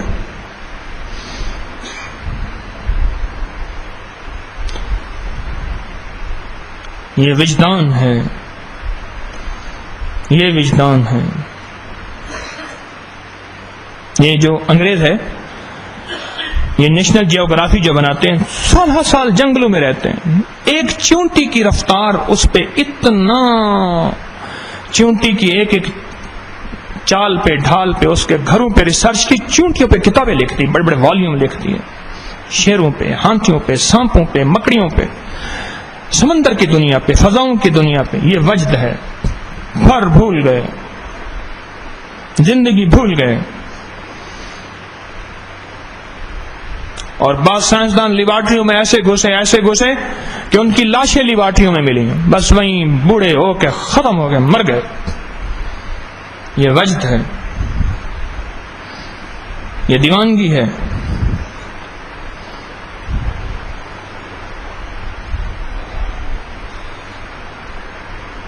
نیوٹن جو تھا شکل و صورت کے اعتبار سے بیچارہ بہت بدصورت تھا، بہت بدصورت تھا، اور ہر سال فیل ہو جاتا تھا، اپنی تعلیم میں آگے نہ نکل سکا۔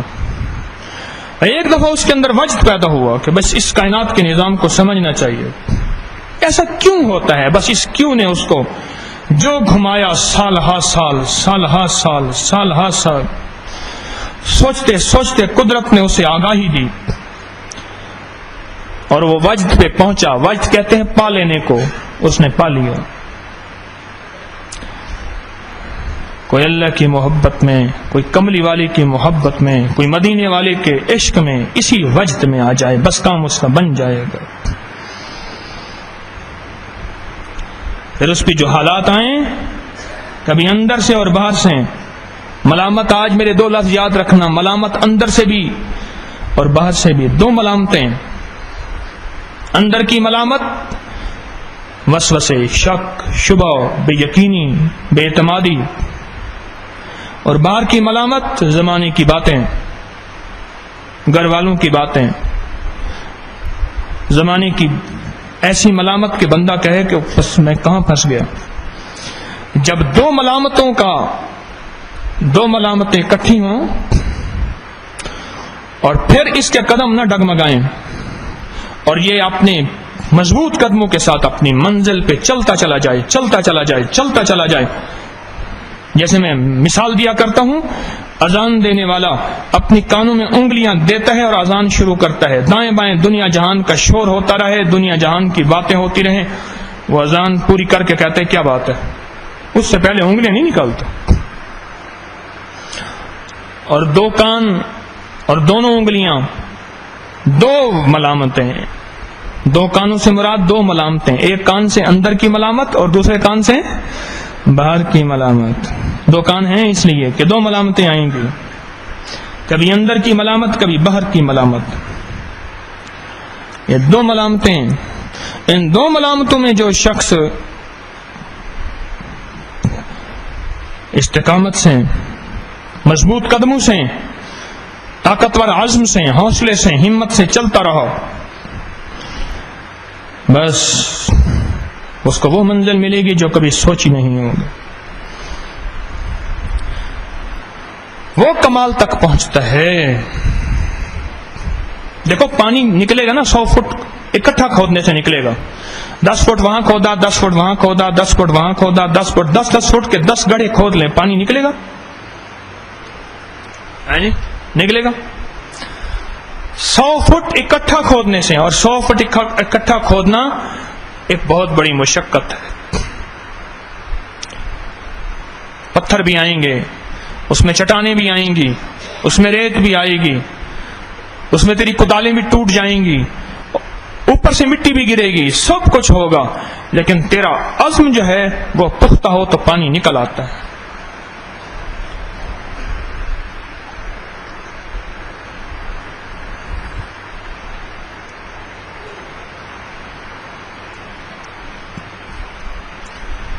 معرفت کے چشمے کا پانی نکالنا ہے اور اس کے چشمے کا پانی پینا ہے، اور چشمہ جو ہے سمندروں ڈونگے، دل دریا سمندروں ڈونگے، تو کون دلاں دیاں جانے ہو، اس معرفت کے چشمے کا پانی پینا ہے، اور اس سمندر میں غوطہ لگائے بغیر معرفت کے موتی حاصل نہیں ہوں گے، یہ بات ذہن میں رکھیں۔ تو اس کے لیے دو ملامتیں ہیں، ایک دائیں کان کی ملامت، ایک بائیں کان کی ملامت۔ یہ جو اندر والی ملامت ہے نا، یہ باہر والی ملامت سے بڑی سخت ہوتی ہے۔ اندر اندر اندر اندر کی ملامت، اندر کی ملامت اس باہر کی ملامت سے بڑی سخت ہوتی ہے۔ اندر کے وسوسے، اندر کی ملامت، وسوسے، شک، شبہ، بے یقینی،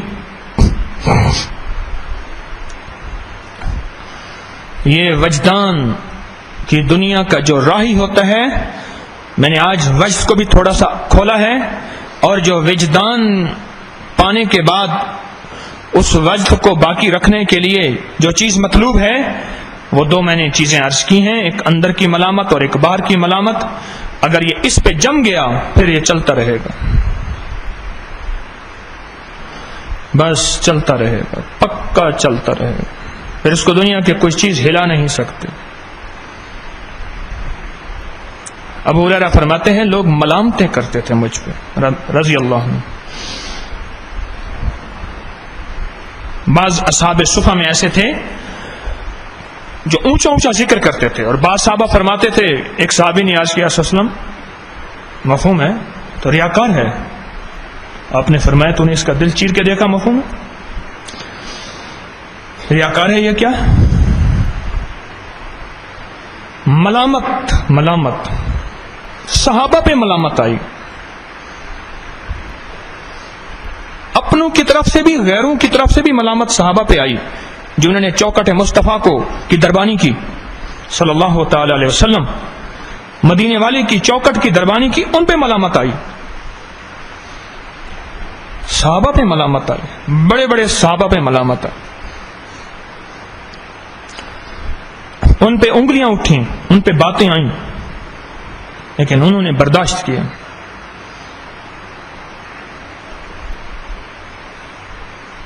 آپ حیران ہوں گے، ہائے ہائے، میں ایک بات بتاؤں،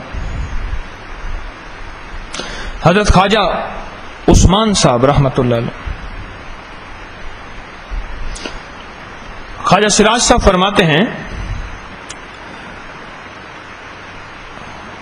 موسیٰ زئی شریف کے درویش، میں ایک دفعہ اپنے مرشد کے سامنے بیٹھا تھا اور اپنی داڑھی سے کھیل رہا تھا، داڑھی کے بال کبھی یوں کرتا تھا، کبھی یوں کرتا تھا، کبھی یوں کرتا تھا، فرمایا اٹھے اور کھینچ کے تھپڑ مارا،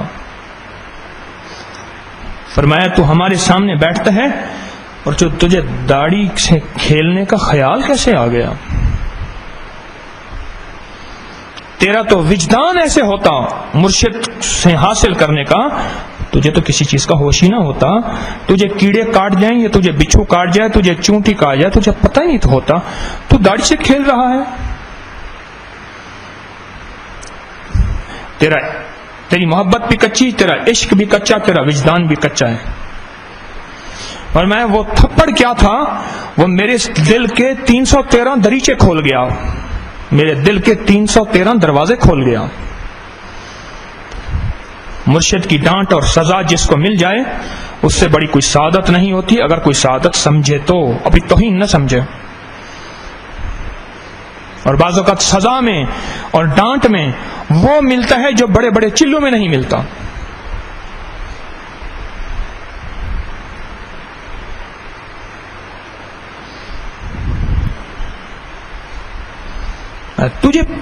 تو داڑھی سے کھیل رہا ہے،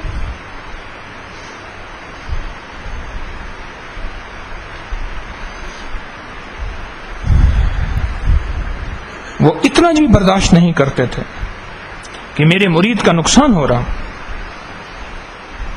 اتنا بھی برداشت نہیں کرتے تھے۔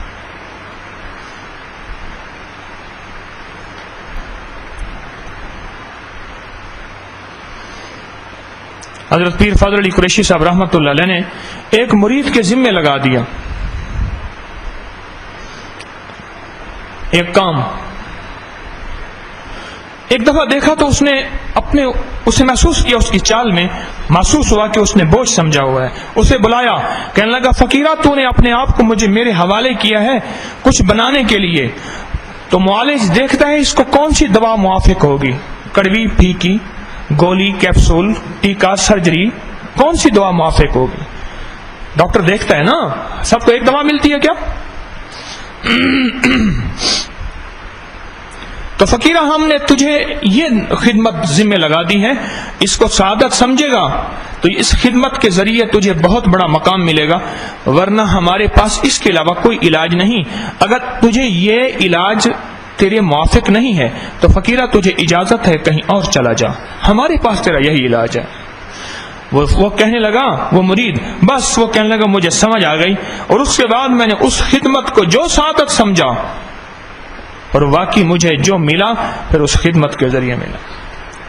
کسی کو فرماتے تھے یہ چلا کر، کسی کو فرماتے تھے کونے میں ذکر کر، کسی کو نہ ذکر بتاتے تھے، نہ چلا بتاتے تھے، نہ تسبیح بتاتے تھے، کوئی خدمت بتا دیتے تھے۔ کیوں؟ اس کا علاج، اس کا حال، اس کی تربیت، اسے وجد اسی چیز میں ملے گا. کس کو کہاں سے ملے گا، کس کو کیسے ملے گا، وہ معالج جانتا ہے. کیا خیال ہے؟ لائن لگی ہو مریض کی، ڈاکٹر صاحب کو ایک ہی دوائی دیتا ہے.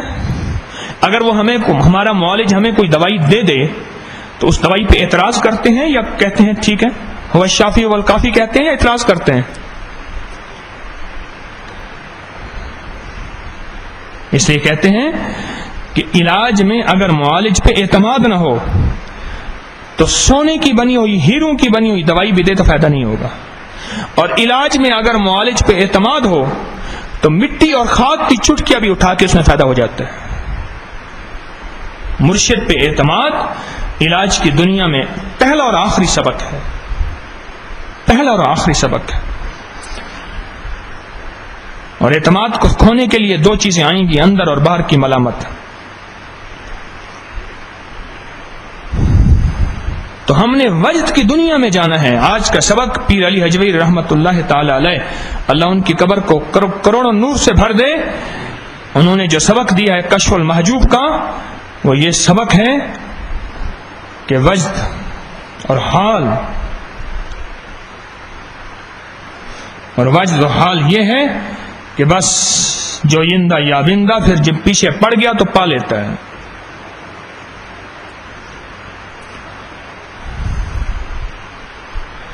یہ وجد اور یہ حال ہے.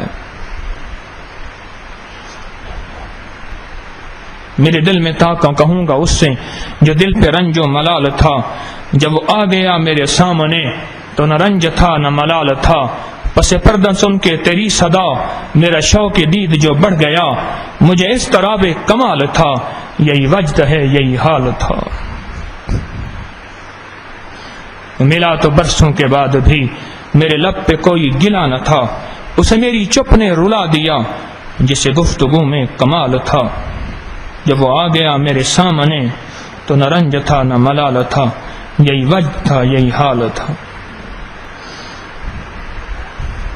اس منزل پہ پہنچنا ہے،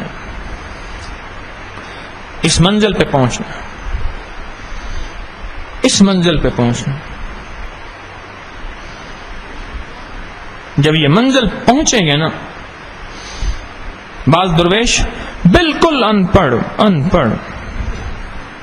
پہاڑوں پہ رہتے ہیں مرشد، اور ایک چشمہ دور تھا، سارا دن خدمت کرتے تھے، سارا دن خدمت کرتے تھے، آنے والے مہمانوں کی، لنگر کی، ان کے جوتے، ان کے پخانہ اٹھا کے جنگل میں پھینکنا، سارا دن خدمت. رات کو کدال لے کے نا اس چشمے سے ایک نہر بناتے تھے، بڑی دور پہاڑوں سے بناتے رہے، روز کھودتے تھے، رات کو، دن کو خدمت، رات کو اس کدال سے. کئی سال کی محنت کے بعد اس چشمے کا رخ بدلا. رخ بدلنے کے بعد ایک دفعہ مرشد نے جو دیکھا کہ وہ ان کی خانقاہ میں جو ہے پانی ہے، چشمہ. یہ کیا پانی کہاں سے؟ اس نے کہا حضور خادم نے پانی کی ترتیب تھوڑی سی آپ کی.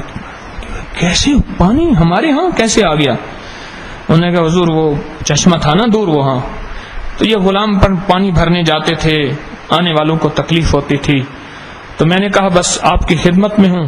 تو دن کو خدمت کرتا تھا، رات کو کدال سے جو ہے وہ میں کھودتا تھا پہاڑوں کو، اور کھودتے کئی سال کی محنت کے بعد چشمہ میں نے آپ کے قدموں میں ڈال دیا.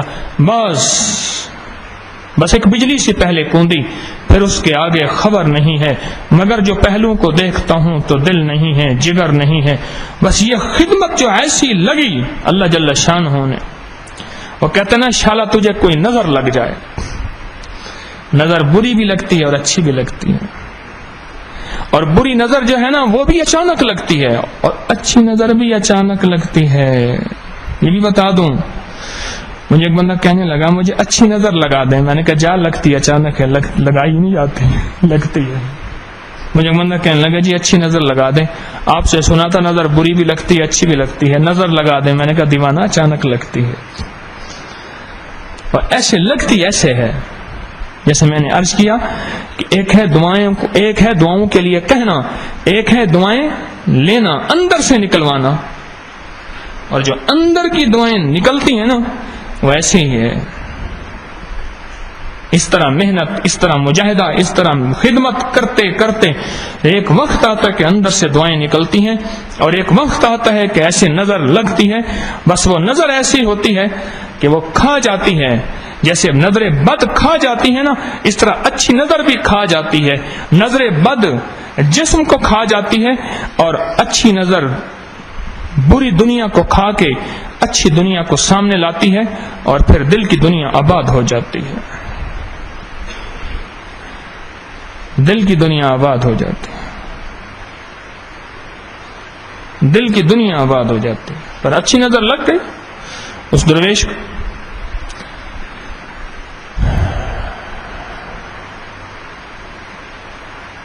اچھی نظر لگ گیا. سید احمد شہید رحمت اللہ علیہ کے بارے میں مشہور تھا کہ جب آپ بعض اوقات کئی دن کئی ہفتے دنیا سے لا تعلق ذکر الہی میں مشغول ہوتے تھے، اور وجدان میں اور مراقبے میں اور تسبیح، جب ان کا انتظار لوگ کئی دن کرتے تھے گلیوں میں بیٹھ کے کہ شیخ ایسے نکلے اور پہلی نظر ہمیں لگ جائے. کئی دن انتظار کرتے تھے. اور حکیم الامت رحمت اللہ علیہ نے خود لکھا ہے کہ ایک دفعہ ایسے نکلے اور ایک کتے پہ نظر پڑ گئی، کتے پہ اچانک نظر پڑ گئی. بس وہ کتا جہاں بیٹھتا تھا دوسرے کتے بادب اس کے گرد حلقہ بنا کے بیٹھتے تھے.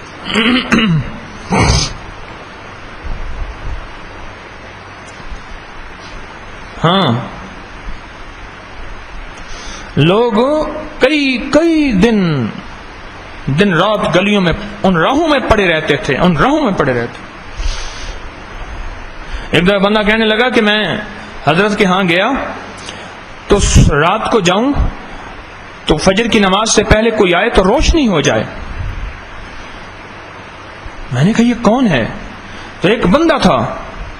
پتا چلا کہ ایک دفعہ حضرت تشریف لا رہے تھے، وہ اچانک موڑ پہ سامنے آیا گلی کے. وہ آمنے سامنے جو ہوا، شیخ کی جو اچانک نظر اس پہ لگی، اب اس کے اندر نور ہی نور ہے. یہ نظر اچانک ہوتی ہے.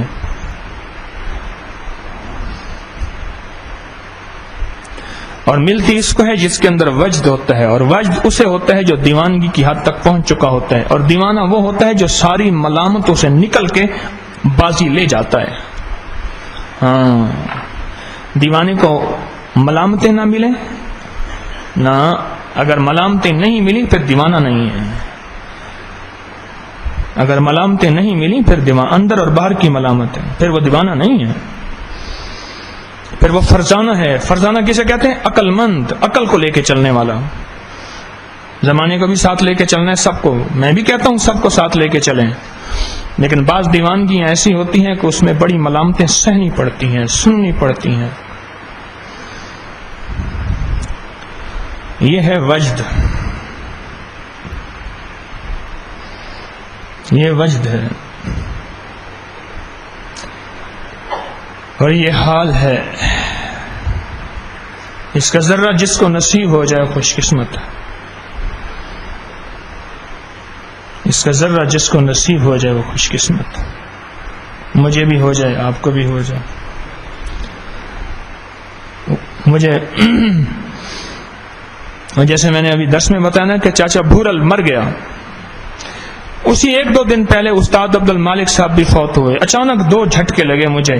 تو چاچا بھورل کی ساری پچھلی 40 سال کی بلیوں کی کہانی مجھے یاد آئی کہ چاچا بھورل شہر کے ایک کونے سے چلتا تھا، پرانے بوٹ پہنے ہوئے، بڑے جوگر پہنے ہوئے پرانے سے، اور بدن سے بدبو، اور مرغیوں کی وہ سریاں اور پتہ نہیں کیا کچھ مرغیوں کا وہ لیے ہوئے، اور ہر کونے میں جاتا تھا چاچا بھورل، اور بلیاں انتظار کرتی تھی. اور 4-5-6 کلومیٹر کہاں تک چاچا بھورل سفر کرتا تھا، اور وہ بلیوں کی خوراک ڈال کے آتا تھا. ایک چاچا بھورل کی 40 سال کی وہ کہانی، وہ چیپٹر ختم ہوا پچھلے جمعے. غالباً اس سے پچھلے. اور ایک استاد عبد المالک صاحب کا جب آیا مجھے کہ وہ فوت ہو گئے، فوراً مجھے ان کے والد مفتی واحد بخش صاحب رحمۃ اللہ علیہ کی وہ کہانی سمجھ آئی. استاد نے ایک دفعہ فرمایا تھا کہ ابا جی میرے بس گئے تو انہیں کیا واحد بخش مر گیا ہے. پتہ نہیں ہے 16 سال سے واحد بخش نہ خط نہ پتہ کچھ بھی نہیں. واحد بخش مر گیا، اور واحد بخش مر کے پھر جو زندہ ہوا آج تک زندہ ہے. قبر جنا دی جیوے ہوئے. میں اپنے دوستوں کو لے گیا تھا ان کی قبر پہ فاتحہ کے لیے. کون کون گیا تھا؟ آپ تھے؟ اور کون تھا میرے ساتھ؟ مفتی واحد بخش صاحب کی قبر پہ کون گیا تھا؟ آپ بھی تھے، آپ بھی تھے. ان کی قبر پہ لے گیا. میں نے کہا یہ بندہ وہ ہے جو مر کے زندہ ہوا. گھر والوں نے کہا مر گیا. ہاں، منزل ایسے ملتی ہے، راہیں ایسے ملتی ہیں. دیوانوں کو منزل ملتی ہے جو ملامتیں سننے اور سہنے والے ہوں، اور ملامتوں کی پرواہ نہ کر کے منزل پہ چلنے والے ہوں. یہ ہے منزل، یہ ہے وجد.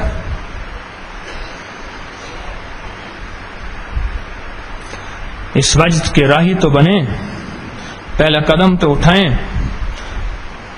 ڈرتے کیوں ہیں؟ چلیں تو صحیح. ایک صاحب مجھ سے کہنے لگے میں نے طے کر رہی ہے، میں نے اداکار بننا ہے، میں نے گلوکار بننا ہے. میرا باپ مجھے مارتا تھا، کمرے میں بند کر دیتا تھا. ایک دفعہ مارا، سر پھاڑ دیا، خون تھا. ماں چھڑواتی نہیں تھی، ماں کو شروع ہو جاتا تھا، ماں کو مارتا تھا. تو نے گانا نہیں. میں نے طے کیا میں نے گانا ہے. گھر سے نکال دیا. مارتا تھا مجھے، ذلیل کرتا تھا. میں نے کچھ بھی نہیں. آج میں بہترین گلوکار ہوں، میں گاتا ہوں. مارے ملامتیں سب، لیکن ایک وجہ تھا اس کے اندر، ایک دیوانگی تھی، اور اس نے پا لیا.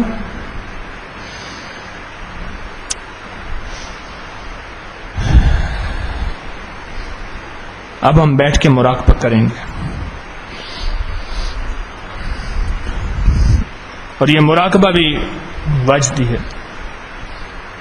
اس کو بھی کبھی سمجھیں، اس میں بھی کبھی کھوئیں، اس میں بھی کبھی اپنی دل کی دنیا کو آباد کرنے کے لیے کوشش کریں. کبھی سوچیں تو صحیح، اس مراقبے میں کبھی کھوئیں.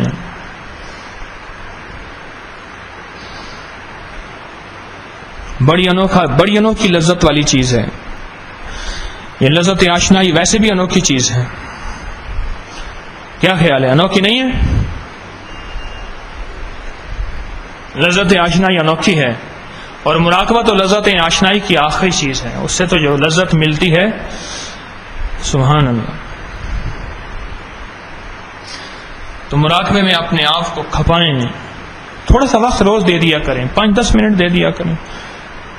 پہلے سے عادت بنے گی، پھر عادت عبادت بن جائے گی. پہلے عادت بنے گی.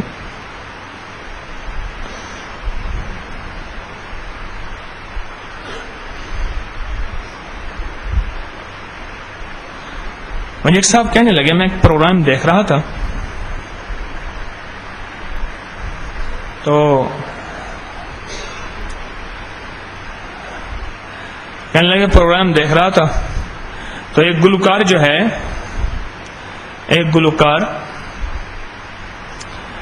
اس کا بیٹا جو ہے وہ گا رہا تھا اور اس کی آنکھوں سے آنسو تھے.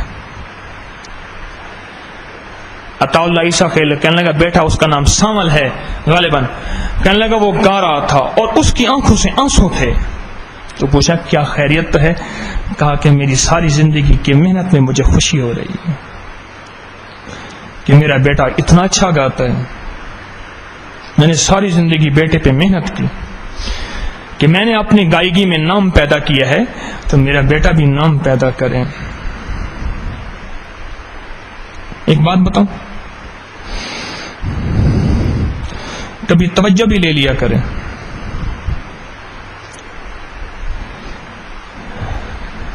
اور میں قسم سے کہہ رہا ہوں توجہ بڑا کام کرتی ہے.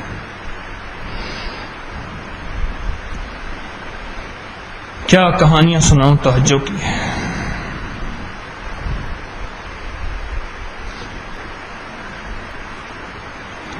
ہمیں تو عاشق ملتے ہیں گلی میں، میرا گلی میں انتظار کرتے ہیں. اگر میں نے بات ان کی سن لی، آدھا پونا گھنٹہ انہیں دے دیا، یہیں کھڑے کھڑے انہیں ٹائم دے دیا تو زندہ باد پیر صاحب زندہ باد، اگر نہ دیا تو مردہ باد.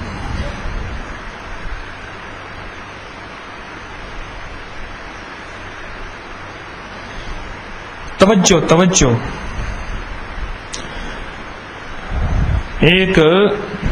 ایک صاحب تھے، ہم ان سے ملنے کے پہلے موچی دروازے میں بازار صدقہ میں رہتے تھے. وہ باگڑیاں سے آگے کر کے چھوٹے سے مکان میں رہتے تھے. کہنے لگے میرا بیٹا گاتا ہے، اس کی کیسٹ باقاعدہ. کہنے لگا پھر اس کے گانے میں جو ہے کمی آئی، میں نے اپنی گردن گلا اس کے گلے پہ ملا.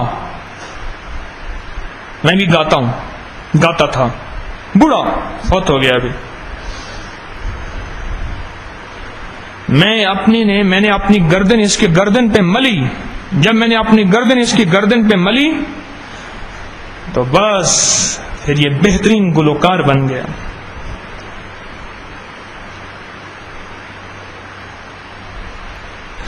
یہ توجہ کو کام کرتی ہے، آپ کو کیا بتاؤں.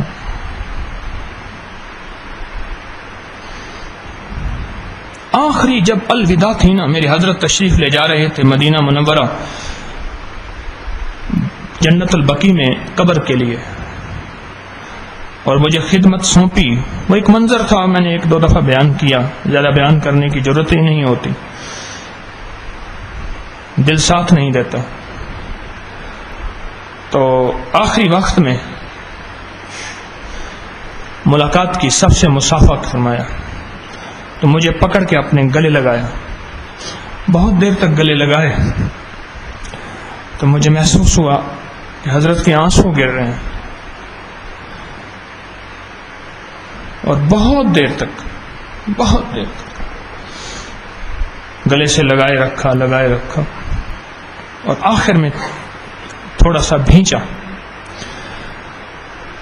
اور فرمانے لگے اچھا طارق، ہم نے کوئی خیانت نہیں کی، جو امانت تھی منتقل کر دی. کچھ توجہ بھی حاصل کریں، میں بھی کروں آپ بھی کریں، میں بھی محتاج ہوں. کوئی توجہ بھی بڑی چیز ہوتی ہے.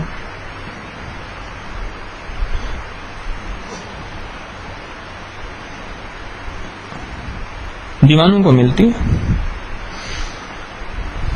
دیوانوں کو سال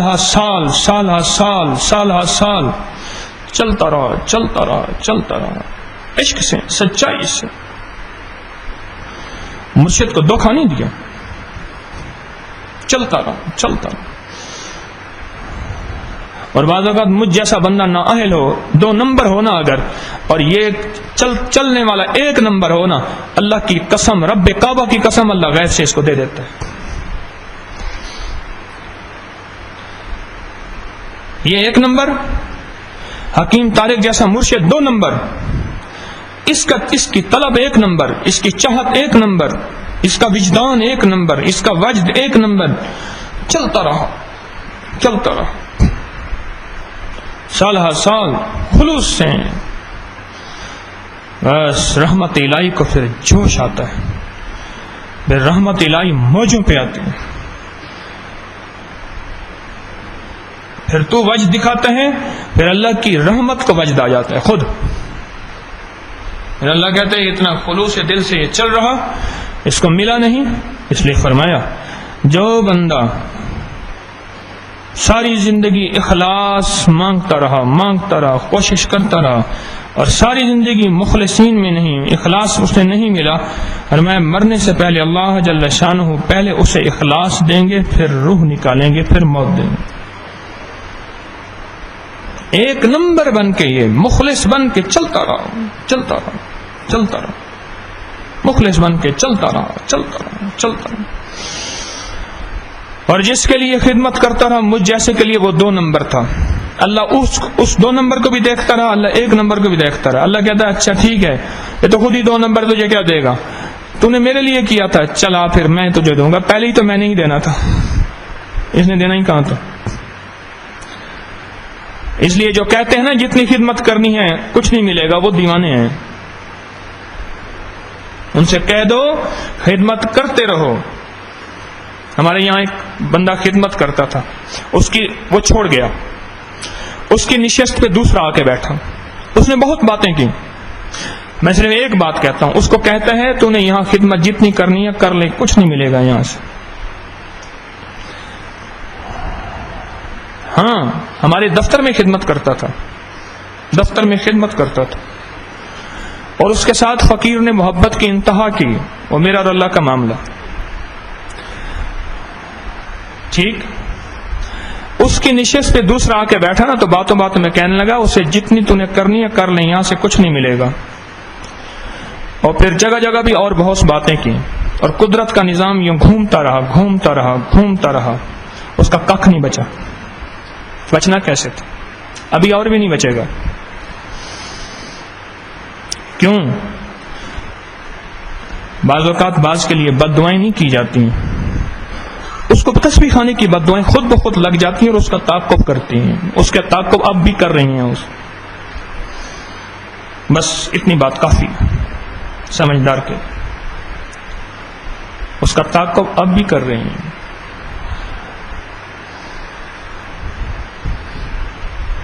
دعائیں بھی تعاقب کرتی ہیں اور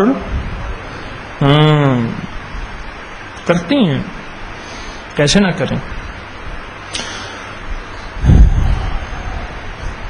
کعبے کی نیکی بھی بڑی اور گناہ بھی،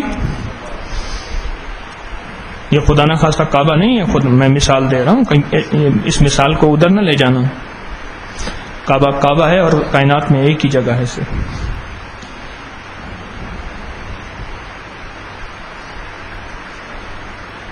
تو میں 2 نمبر اور اس کا خلوص 1 نمبر، یہ پائے گا، کیوں نہ پائے؟ وہ تو مولا عرشوں سے اس کو دیکھ رہا، نہیں دیکھ رہا اللہ؟ اس کے خلوص کو اللہ نہیں دیکھ رہا؟ اس کے درد کو، اس کے غم کو، اس کی سوچ کو، اس کی چاہت کو، اس کے وجدان کو اللہ نہیں دیکھ رہا؟ اللہ دیکھ رہا۔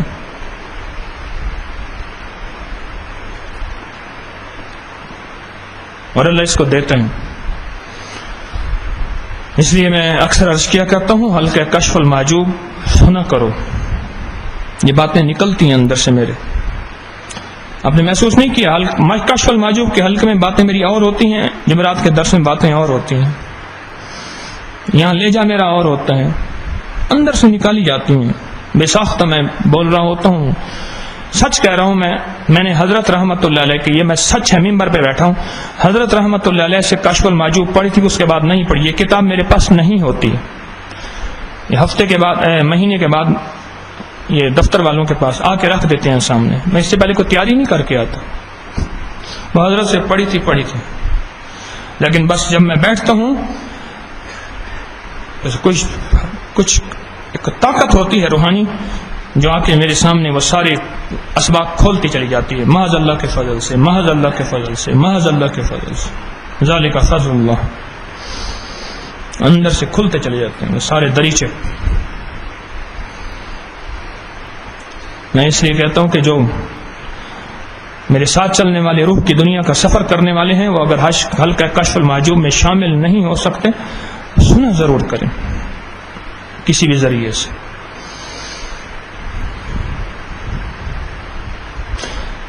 اللہ مجھ پہ آپ پہ یہ راہیں کھول دے، اللہ مجھ پہ آپ پہ یہ برکتوں کے دروازے کھول دے۔ ایک گھرانہ ایسا ہے لاہور میں، اب بھی اس گھر سے روٹی کھاتا ہوں، مانگ کے کھاتا ہوں، اور یہاں بھی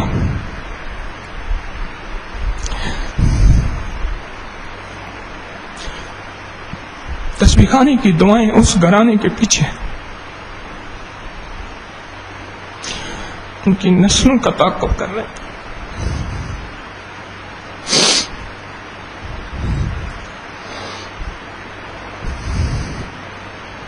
لوگوں کے پاس کام نہیں ہے، میں ان سے پوچھتا ہوں کیا حال ہے، کہتے ہیں ہمارے پاس فرصت نہیں.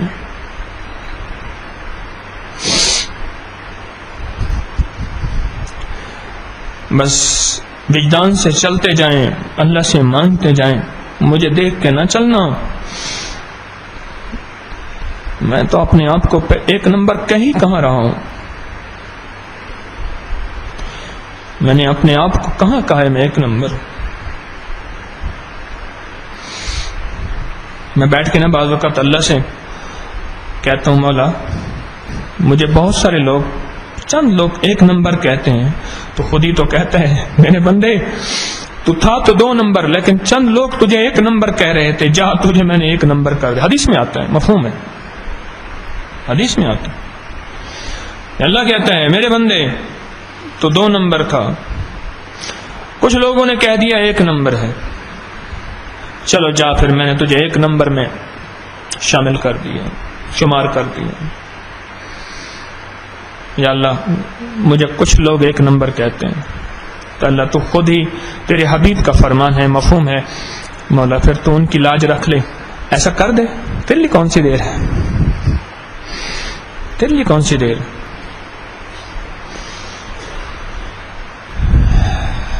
تو پل میں جائے تو کیا سے کیا کر دے. وَكَفَى بِاللَّهِ وَلِيًّا وَكَفَى بِاللَّهِ نَصِيرًا. تو بات کر رہا تھا مراقبے کی، پھر میں موضوع سے پتہ نہیں کہاں چلا گیا. مراقبے کی بات کر رہا تھا. تو مراقبے میں ڈوبا کریں، مراقبے میں گھوما کر، مراقبے کو وقت دیا کر، اور مراقبے میں محنت کیا کر. ہاں، اور اگر کچھ سیکھنا ہے نا، ایک بات بتاؤں، کچھ پانا ہے نا، تو یہ کشف المحجوب کی جو مجالس ہیں انہیں بار بار سنا کریں. یہ میں آپ کو عرض کر رہا ہوں. جیسے پیر علی حجویری رحمۃ اللہ علیہ کی ابھی ہم کشف المحجوب میں پڑھا نا کہ میں اپنے ہر مرید کو کہتا ہوں میرے ہر مرید کے پاس یہ کتاب ہو. ابھی سنا نا ہم، یہ کشف المحجوب میرے سامنے پڑھی، اس کے اوپر لکھا ہوا ہے. تو اسی طرح میری درخواست ہے کہ جو کچھ پانا چاہتا ہے وہ کشف المحجوب کے حلقے کے جو درس ہیں نا انہیں بار بار سنیں، بار بار سنیں، سنے وہ کو بار بار سنیں، پھر سنیں، پھر سنیں، پھر سنیں، پھر سنیں. تو مراقبے پہ محنت کریں، مراقبے پہ جان ماریں. اللہ کسی کے اجر کو ضائع نہیں کرتا. لا یضیع اجر المحسنین، اللہ ضائع نہیں کرتا. تو اللہ کے لیے اپنے تن من دھن کو متوجہ کرے اور اللہ تیری محنت کو ضائع کر دے، ہے ایسا ہو سکتا ہے؟ کوئی نہیں ہو سکتا. اللہ کسی کے اجر کو ضائع نہیں کرتا. بڑا کریم مولا ہے، بڑا کریم مولا، بڑا کریم مولا. تو مراقبے پہ محنت کریں. عرش الہی سے نور، بس سادے سی توجہ شروع کریں، پھر اس کو بڑھاتے چلے جائیں. عرش الہی سے نور میرے دل پہ آ رہا اور میرا دل اللہ اللہ کہہ رہا. سادہ سی اتنی سی نیتی کر لیں، پھر جو انشاءاللہ توجہ بڑھاتا ہے پھر اس کے لیے اسباب بھی بڑھتے چلے جاتے ہیں. اتنی سی مشق کر کے بیٹھ جائیں، روز بیٹھ جائیں، روز بیٹھ جائیں، روز بیٹھ جائیں. کمپیوٹر کے سامنے روز 10 منٹ دیا کریں. ایک وقت آتا ہے کیا ہو جاتا ہے نا، موبائل کو روز وقت 10 منٹ دیں، روز 10 منٹ، روز 10 منٹ دیں. ایک وقت آتا ہے کیا ہو جاتا ہے. ایسے مراقبے کو روز 10 منٹ دیں، بس دیں صحیح. ایک وقت آئے گا کھڑکی کھلے گی انشاءاللہ، انشاءاللہ، انشاءاللہ، انشاءاللہ کھڑکی کھلے گی. وقت تو دیں اور دیں روز. اولیاء کرام جتنے بھی اللہ کے ولی گزرے ہیں، اولیاء کرام، وہ ان کی ولایت کا جو بہترین ستون ہے نا وہ مراقبہ ہے. ولایت کے جتنے بھی ستون ہیں جن پہ ولایت کی عمارت کھڑی ہے، ان میں سب سے بیسٹ ستون جو ہے وہ مراقبہ ہے. اور ستون بھی ضرورت ہیں، لیکن مراقبہ ایک بہترین ستون ہے ولایت کا۔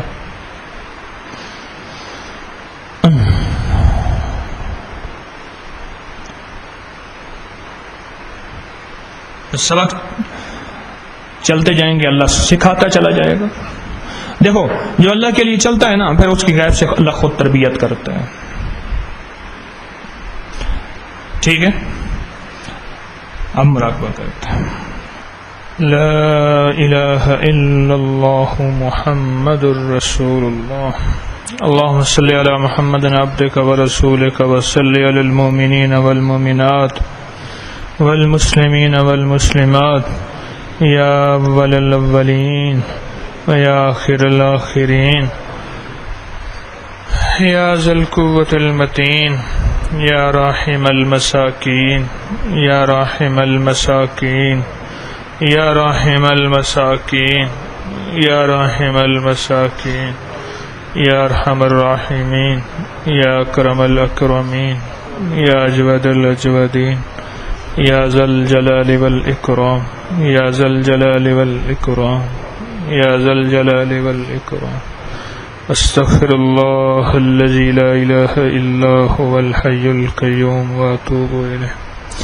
حلیم الکریم عفوا کریم، حلیم الکریم عفوا کریم، حلیم الکریم عفوا کریم، حلیم الکریم عفوا کریم، حلیم الکریم عفوا کریم، حلیم الکریم عفوا کریم، حلیم الکریم عفوا کریم، حلیم الکریم عفوا کریم، حلیم الکریم عفوا کریم، حلیم الکریم عفوا کریم، حلیم الکریم عفوا کریم، حلیم الکریم عفوا کریم، حلیم الکریم عفوا کریم،